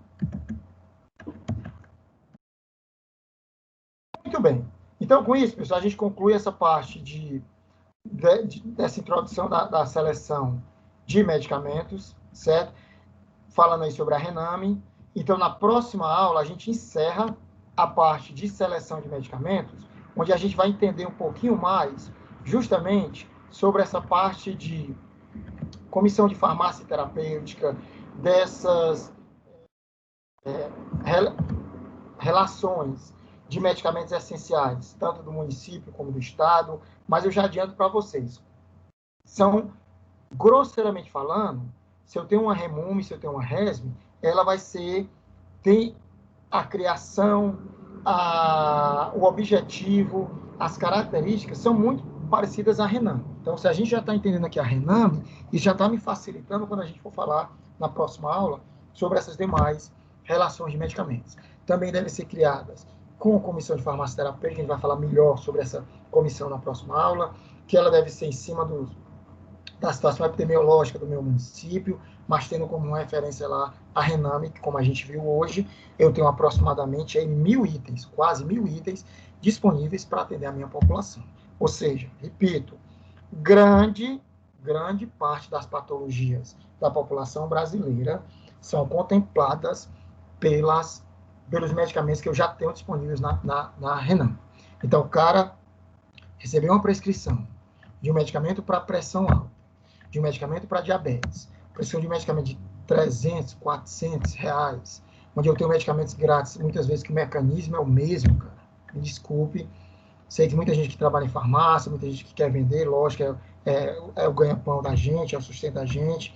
Mas falando aqui um pouquinho da parte como farmacêutico, como uso racional de medicamento, e principalmente quem for trabalhar no SUS aí, essa questão também de você também estimular a população a utilizar o que ela já está pagando, lá pagando seus impostos, o medicamento que ela tem disponível na rede pública. Só para fechar, um caso que ontem uma amiga minha veio conversar comigo, acho que foi ontem, que um amigo dela tinha sofrido um acidente, o cara era ciclista, anda de bicicleta, gosta de andar de bicicleta, e aí foi atropelado. E aí o médico passou para o cara um medicamento de quase 500 reais, um anti-inflamatório de quase 500 reais. Venhamos e convencer, tem anti-inflamatórios por aí, pode até ser que não, sei lá, que não tivesse para a situação dele, porque, até pelo que ela falou, ele não estava tão grave, que pode até ser que não tivesse um resultado tão rápido. Mas você tem aí, sei lá, dependendo do caso, cetoprofeno, ibuprofeno, ou alguns desses anti-inflamatórios, que pode até ser um pouquinho mais caro, mas que chegar a 500 pau um anti-inflamatório, e o cara prescrever, e o detalhe, ela disse que o amigo dela foi atendido no hospital público. Aí o cara taca ali um anti-inflamatório desse preço, eu acho que às vezes até questão até de abuso, de falta de consciência de um prescritor desse, querer que a população adquira o medicamento que o laboratório chegou para ele e o convenceu de N formas, e ele queria que a população compre aquele medicamento, onde você vai ter um medicamento muito mais barato, quando não tem na rede pública aquele medicamento de custo zero. Mas, enfim, isso é coisa que não compete a nós aqui falar sobre isso, tranquilo? Então, pessoal, mais uma vez, brigadão aí pela atenção de vocês. Bom dia a todos aí. Hoje a gente não vai ter atividade das 3 perguntas, certo? Então, fiquem tranquilos com relação a isso. Mas, próxima aula a gente vai ter encerrando essa aula de hoje. O que eu oriento é só o seguinte. Se tiver alguém aqui na sala que não assistiu às primeiras aulas, que perdeu as primeiras aulas, que a gente fez lá, as primeiras atividades, preste atenção. Me manda um e-mail, se vocês têm o meu e-mail aí da Anguera, me mandem um e-mail com o nome completo de vocês e a disciplina, que vocês estão se referindo, no caso de vocês, a ciência farmacêutica matutino, dizendo que vocês começaram a aula hoje, por exemplo, no dia 15 de setembro, porque eu vou mudar minhas planilhas, porque a sua pontuação só vai começar a contabilizar a partir de hoje. Wendel, eu estou começando a aula hoje, mas se você não me comunicar, minha planilha está calculando como se todo mundo começasse a aula lá no comecinho, lá, há 3, 4 semanas atrás. Então, se você não me avisa, sua pontuação, na minha planilha vai estar que você não fez aquelas atividades, você já perdeu aquela pontuação. Então, isso serve de recado aí para quem já começou a aula depois e não me alertou, não me comunicou que está começando depois. Então, comecei a aula hoje, ou até mesmo na aula passada, me manda um e-mail comunicando isso aí para me atualizar a planilha para vocês não se prejudicarem. Beleza? Então, mais uma vez, brigadão a todos aí. Qualquer dúvida, podem ficar à vontade. Até a semana que vem, galera. Falou! Falou, professor. Fica com Deus. Falou, professor. Bom dia. Bom dia.